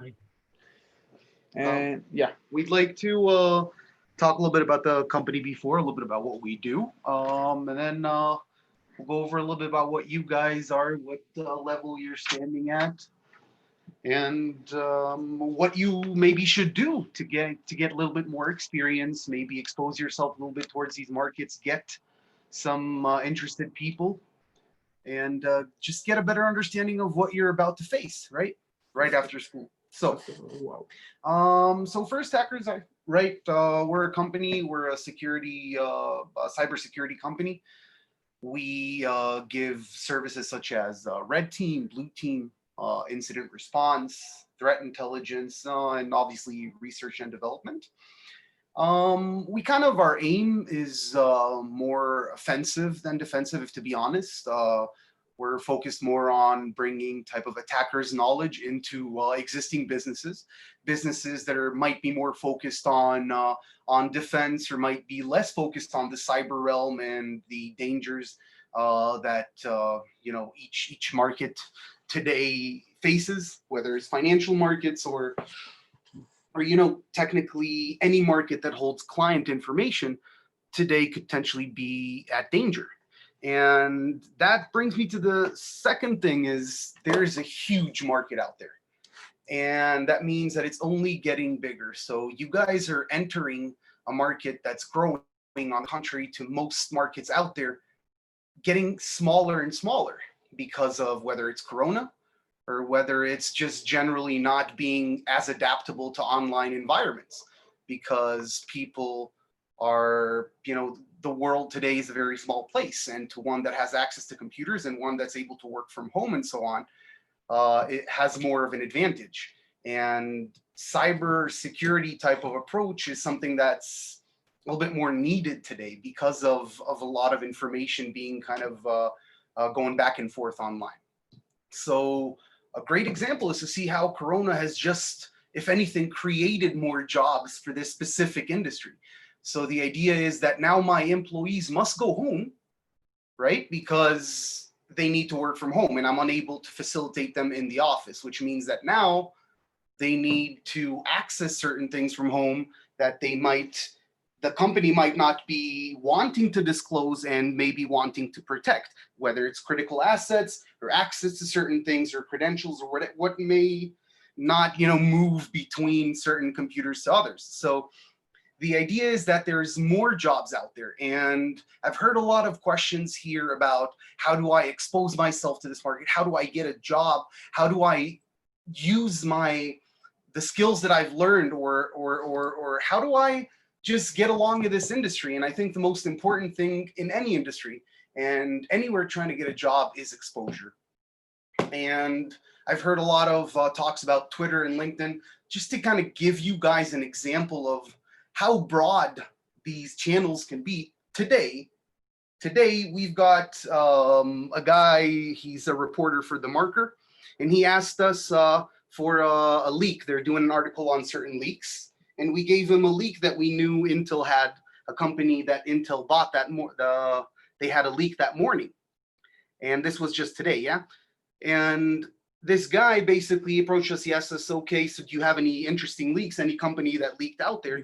And we're active in Twitter. Yes, exactly. Because we're active in Twitter and we're active in all these types of what you call blogs and whatnot, we get the information very quickly and we share the information very quickly, and we're able to kind of get people to approach us today instead of us approaching people. So just by scratching those lottery tickets, if you will, or trying to kind of expose yourself as much as possible, you'll get opportunities that you might not even understand or you might not even want today. that's not your aim, but it'll come from a different direction. The idea is exposure, guys. Just everything you have that's relevant, information that you have that might be interesting, things that you write, your opinions, a little bit of research that you did. Start signing into things like Hack the Box. You want to be a hacker? The first thing you do is sign into challenges. The first thing you do is start seeing how and what would this job require of me? What do these people know? And these are the places to go. Sign into Hack the Box. If you want to be an incident responder, you'll go and sign into a CTF. And you'll go and find the relevant places where you'll get the best results, or you'll get some sort of results, and you can put it on your resume, and you can explain kind of, here are challenges that I faced. I know how to work with these environments, and you have something to back you up. These challenges are well known, and they're posted online, and you'd be surprised as to how much the community cares and how much the people that are going to interview you care.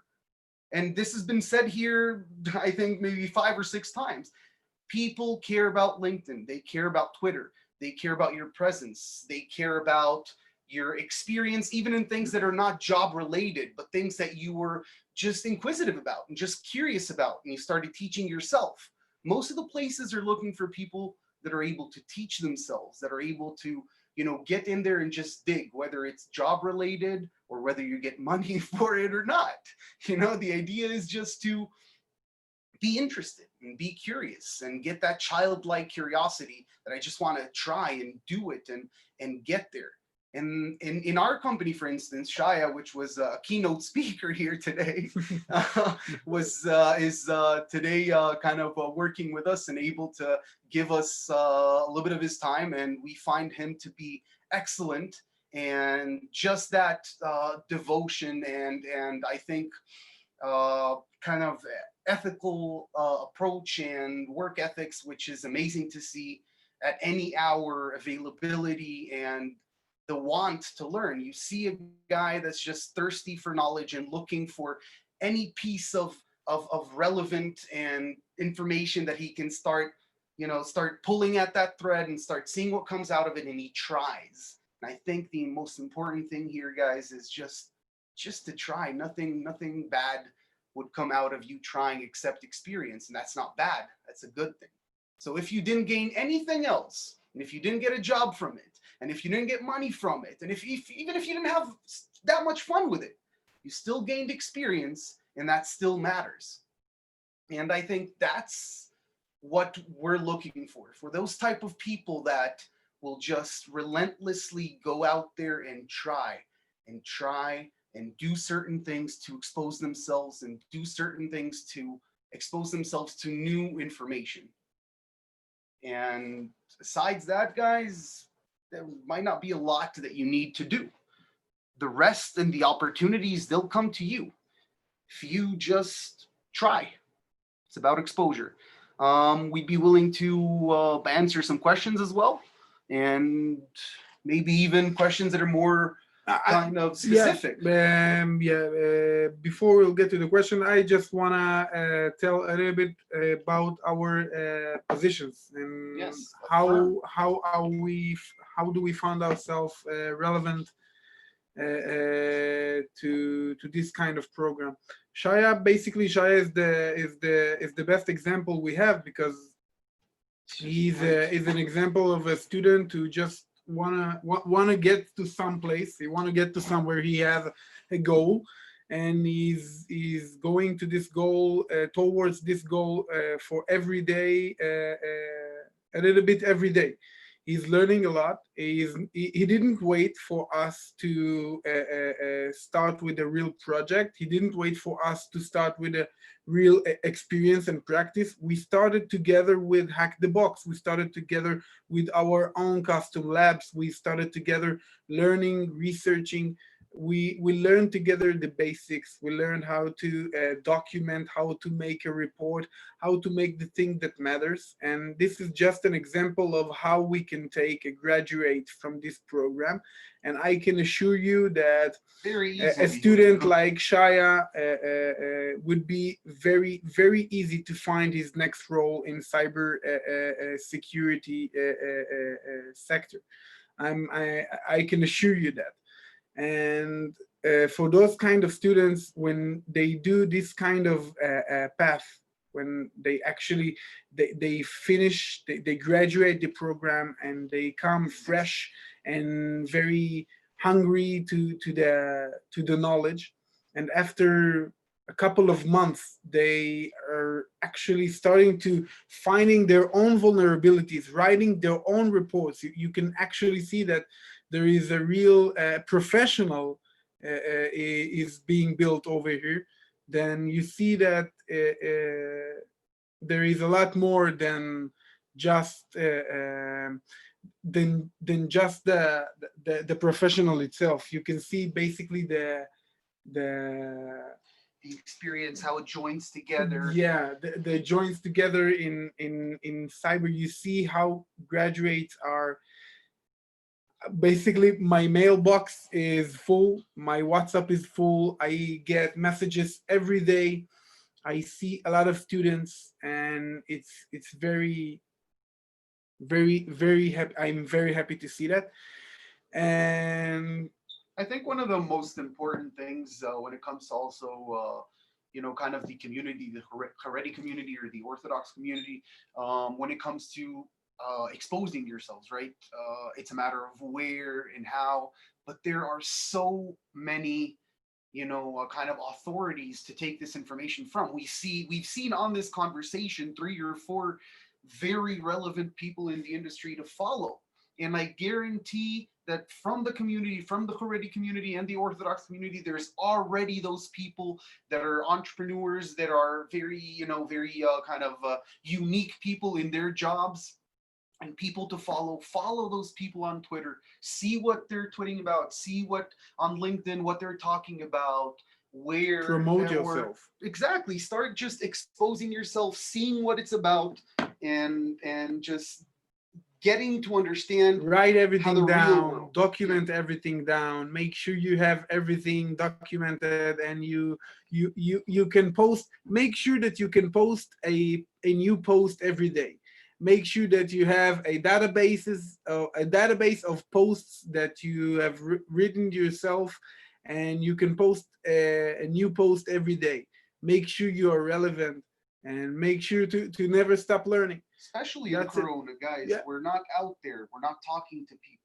These posts, they resonate and they echo throughout the internet, and they get to people that might be very relevant. Yeah. And people that you may not even understand that are reading your posts right now, but those people are looking for exactly you.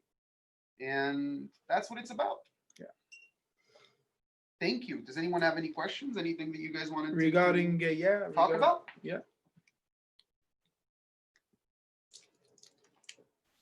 Shaya, is there any question you wanna ask, or we will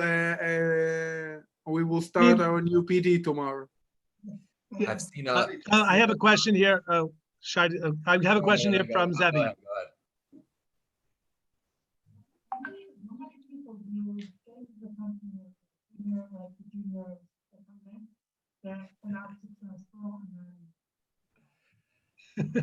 Okay, Zevi always has a unique angle on things. Zevi's question is, how often does it happen that you take somebody into the company and it doesn't work out and you just have to show them the door? It happens. It happens, but I can. But what most important to me is to provide the right tools for the student to know what he can do in order to improve himself. Because basically, first of all, he needs to understand that maybe we are not the right fit for him. It's not like he is not the right fit for us. Maybe we are not the right fit for him. Maybe he needs to start in a smaller place, in a more basic place, in positions that might be more relevant. Yeah, for this in a type different of education. position, etc. But the most important thing to me is to provide him with the tools to learn what he can do in order to make himself and feel better and improve himself. regardless of our position, our company, regardless of everything. The most important thing for us in our company is to provide with the student, with the graduate, with everyone, with the tools to fix his own problems. And I also So, think yeah. it might not be discouraging to get a no. So for instance, I'll take example, larger numbers. If you're playing with larger numbers and you understand statistics, if you're getting a lot of no's, it only means you're trying. It only means that, the yes is getting closer and closer, which generally to me is like, you're going to an interview, right? And this guy's sitting in front of you. This guy's a human. He's not a machine. He's not there to get only, the right answers and that's it. So this person can be agitated. He can have a very bad day. He could be very happy. He could have his friend have an interview before you, and you don't even know that. And you're coming to an interview just for a cover up. So the idea is that you just try. And then you try and you try. And eventually you get that right guy that he's in the right mood. And you're the right guy for him. And that company is just looking and they just lost a guy, which was the opposite of you. And, it's just a matter of numbers, guys. Don't be intimidated. You have definitely the skills to succeed because it's just a matter of having the foot in the water. Most people don't. Yeah, I can say, and I wanna finish the answer for this question with my personal example. There were at least 7 no's that I got from a lot of companies, big cyber companies. I think Cybereason was even one of them. When I were in the start of my way, I think it wasn't me. Yeah, it wasn't you for sure. I think it was 4 or 5 years ago, and I didn't stop. I kept on learning. I kept on researching. I kept on sending my resume, and I kept on. And eventually, someone gave me the big yes that I've wanted. And when I got this opportunity, I took it with both hands, and I learned for almost 4 or 5 years in a row at this company before going on my own way. And it's very, very important. Don't be afraid of the no. That's very important. Yes, it's just a matter of trial and attempt. Yeah. You'll succeed. There's no doubt about it. You have a question? In this industry. Okay, I have another question here from Dvorah. Go ahead, Dvorah. Oh, you're on. Okay, great.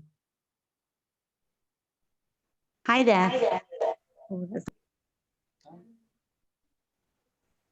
Hello. Hey.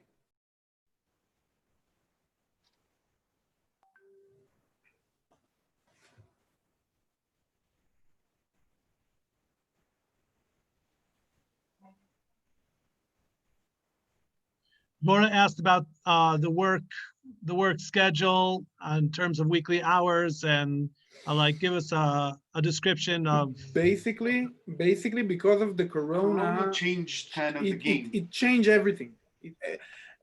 Before I will break it apart for 2 parts. Before the Corona, you could have worked from home. It was regular for everyone to come to the office. Regular hours, 9 to 5, but nothing too restricted. I mean, if you want to work from home today, if you need to take care of your kids, if it's not like you cannot do this kind of work remotely. That's this is one of the pros in the cyber role, that you can do whatever you can do everything if you have a laptop. You can do everything if you have a laptop and a cell phone for a hotspot. That's it. That's what you need. And then the Corona came, and everyone just closed their offices and they need to work from home. So right now, and I think you can ask Shaya and he can tell you, it's very, very flexible. You can work evenings, you can work mornings, you can work basically you can work whenever you want to. It just depends on the project and the people around. So meetings, for instance, you would do according to schedule. But if you're doing development work, so for instance, developers would have more of a free schedule right? Because they're sitting, they're writing code, they don't need necessarily a lot of people with them. But if you're working on a team, let's imagine you're on a red team, right? So you need your team members to be there when you're working. Maybe not necessarily if you're developing something specific, but the idea is that this job, unlike most, would be more flexible than the majority, because there are some times that you work as a team or you have meetings and there are schedules that have been dictated and it's above your pay grade type of approach. Or, you know, you have your assignments and you can handle them at your own time and at your own disposal. This depends on what type of position you'll do, what type of agreement you'll have with the people. And eventually projects that were you know, last year we needed to fly a lot and we needed to work in holidays and hours that are everything changed. Right now everyone is working remotely, everything is super flexible, everything is super you know, everything is Corona style right now. Everyone is with their kids. There is no Zoom session where my kid is not around. He's one of the he's one of the team members. He's one of the team members, and yeah, that's it. Thank you, Dean. I wanted to mention in terms of bridging the career development from the study stage to the work stage. And it was mentioned, Tom mentioned that the bad news, getting one's first job is probably the hardest step. But one of the things that we're doing, we've done and we will continue to do, and I'm saying it both for the students and for the companies that have joined us here tonight, is our internship program of putting students out there at a very early stage in order to be in a work environment and get to know what's going on in the companies and to be able to show the companies what they can do and their dedication and their aspirations, their thirst and desire, as was mentioned here. So we're looking for more companies. So help us find, you know, other opportunities to help us place all our students in internship programs, which can help, you know, facilitate that first stage. If we could, we would take all of them. I think it's definitely. You'll take all of them. people Okay, that are- great. Great. Definitely people that are qualified, to say the least. Yes. First of all, I'd love if you could send me some details that I can forward to my colleagues. And I will also say that a really good way to get a first job is working with companies like yours, because it, for me as a recruiter, once I have a relationship that I trust, I definitely have an easier time bringing people in through people like you. We've already had a first success. We've only just started working together. So I hope it'll be the first of many. So this is definitely a good platform to get in the door. Wonderful. Thank you, Tom. Leo, we didn't get to hear from you. Would you like to add anything or put words of closure? Or if I can't see you, but I think you're here. So you have any words for us, Leo? Yeah, still here. Wonderful. So tell us something, Leo. First of all, I don't know. I didn't know many of you. I mean, Cyber Reason I know, and I just heard about. I just never, you know, I never talked to any of the founders and people that are part of the company. But it's good to know, you know, more companies and more teams. I would like to say, oh, okay, start my video. You can see me? Yes, Much we see better. you with your mask on. Good, thank you. Yeah, I'm in Bidu. So I'd like to say that, first of all, I mean, what differentiates this course with other courses? I mean, first of all, I work for Accenture Security, if you happen to know this company. I worked there for almost 2 years, and I work in Central Telecom, an international telecom company abroad. I was there for 5 years. 2 of them was as a penetration tester. So I mean, we are focusing most on hands-on and practicing, because I think that's what every company and every team leader is what he's or she's actually looking for. Right, Tom? I mean, at least for technical I'm jobs. sorry, you were cut off right before you said right, Tom, which is a bit of repeat the last Okay, I'm sorry. I'll say it again. So I'm just saying that we're focusing here in the course on hands-on, on practicing. So I think that's what usually team leaders they usually look for. Yeah, 100%. The more practical you can get, the better. Theoretical is great. I think more than we need the theoretical knowledge, we need the sort of ability to learn. And the more practical it is, the better. And also, I mean, we're also focusing a lot in the ability of, finding your own way by yourself. I mean, not just throwing students and just saying everything, like Google and stuff like that. But, a lot of things, they really, I mean, a lot of times they come with like a brilliant way and they're very creative on finding new ways of doing that by themselves. And that's also, I think, I mean, I don't know, I've seen that a lot of times where at least I mean either by me or by other people with other teams in other companies, either in Israel or abroad. They a lot of times they just go and tell you, okay, just here's the platform and go try to break it in, or try to like find ways or procedures to defend this company from that threat or something like that. So I think also that's a very good skill to have. And I mean that's for the technical part. We also focusing on the CEH, which I think everyone, all the HR, they're all looking for that, at least for non-technical jobs like CISOs and stuff like that.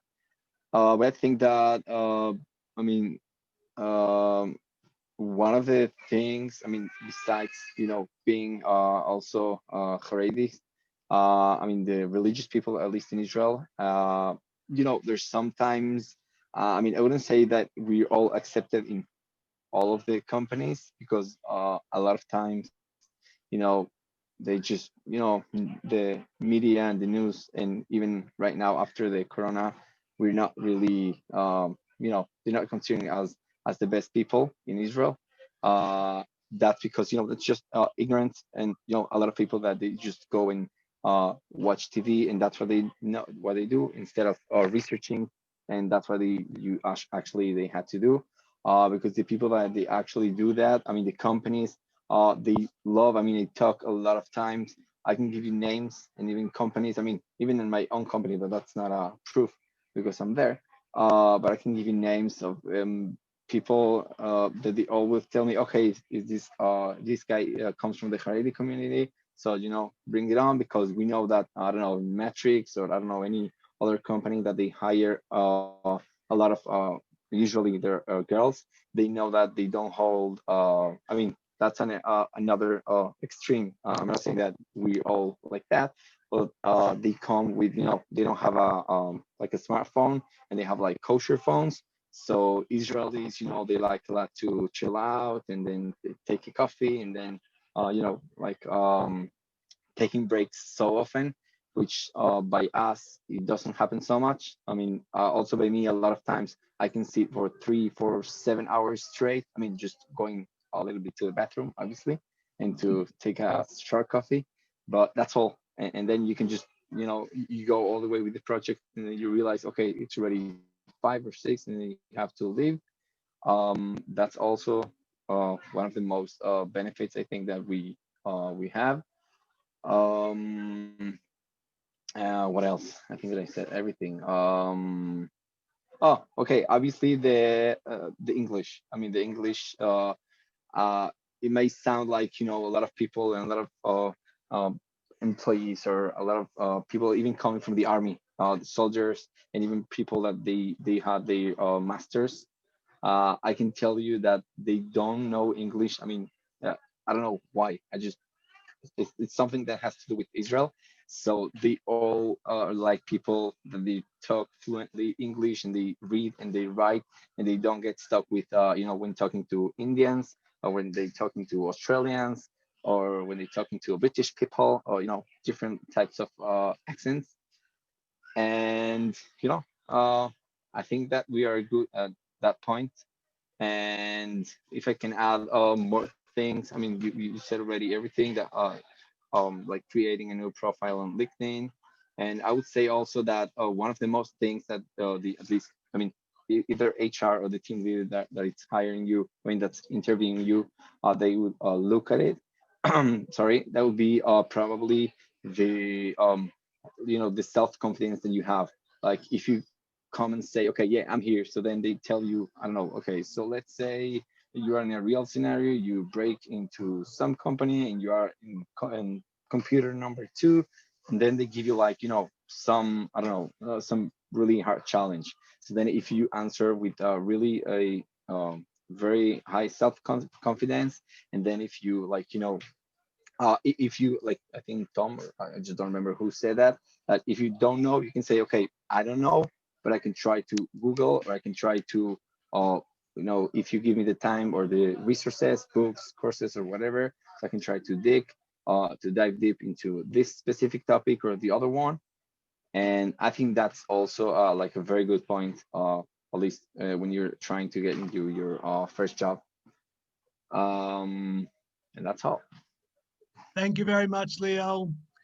I hope there's no questions from Yeshua, from Shai, I'm saying, right? I have a lot of questions for you, but maybe we'll speak privately, because I hear you're a red teamer. Yeah, right. Okay. We'll take it offline. I want to thank everybody for participating, particularly Sharona. Thank you for staying till the end. And thank you, Tom, very much for your really helpful insights. And Ola, I'm not sure if she's feeding the kids, but she's still at least here in name. So I thank all the students for being here. So we're gonna break for donuts, virtual or real. And thank you everyone again for making a really successful Hanukkah party. And we're wishing you all much bracha v'atzlacha in all your endeavors. You should see great light and wonderful things. Thank you so much. Thank you, Jonathan. Thank you. Thank you. Thank you. Thank you, everybody. Thank you. Happy Hanukkah. Thank you. Thank you.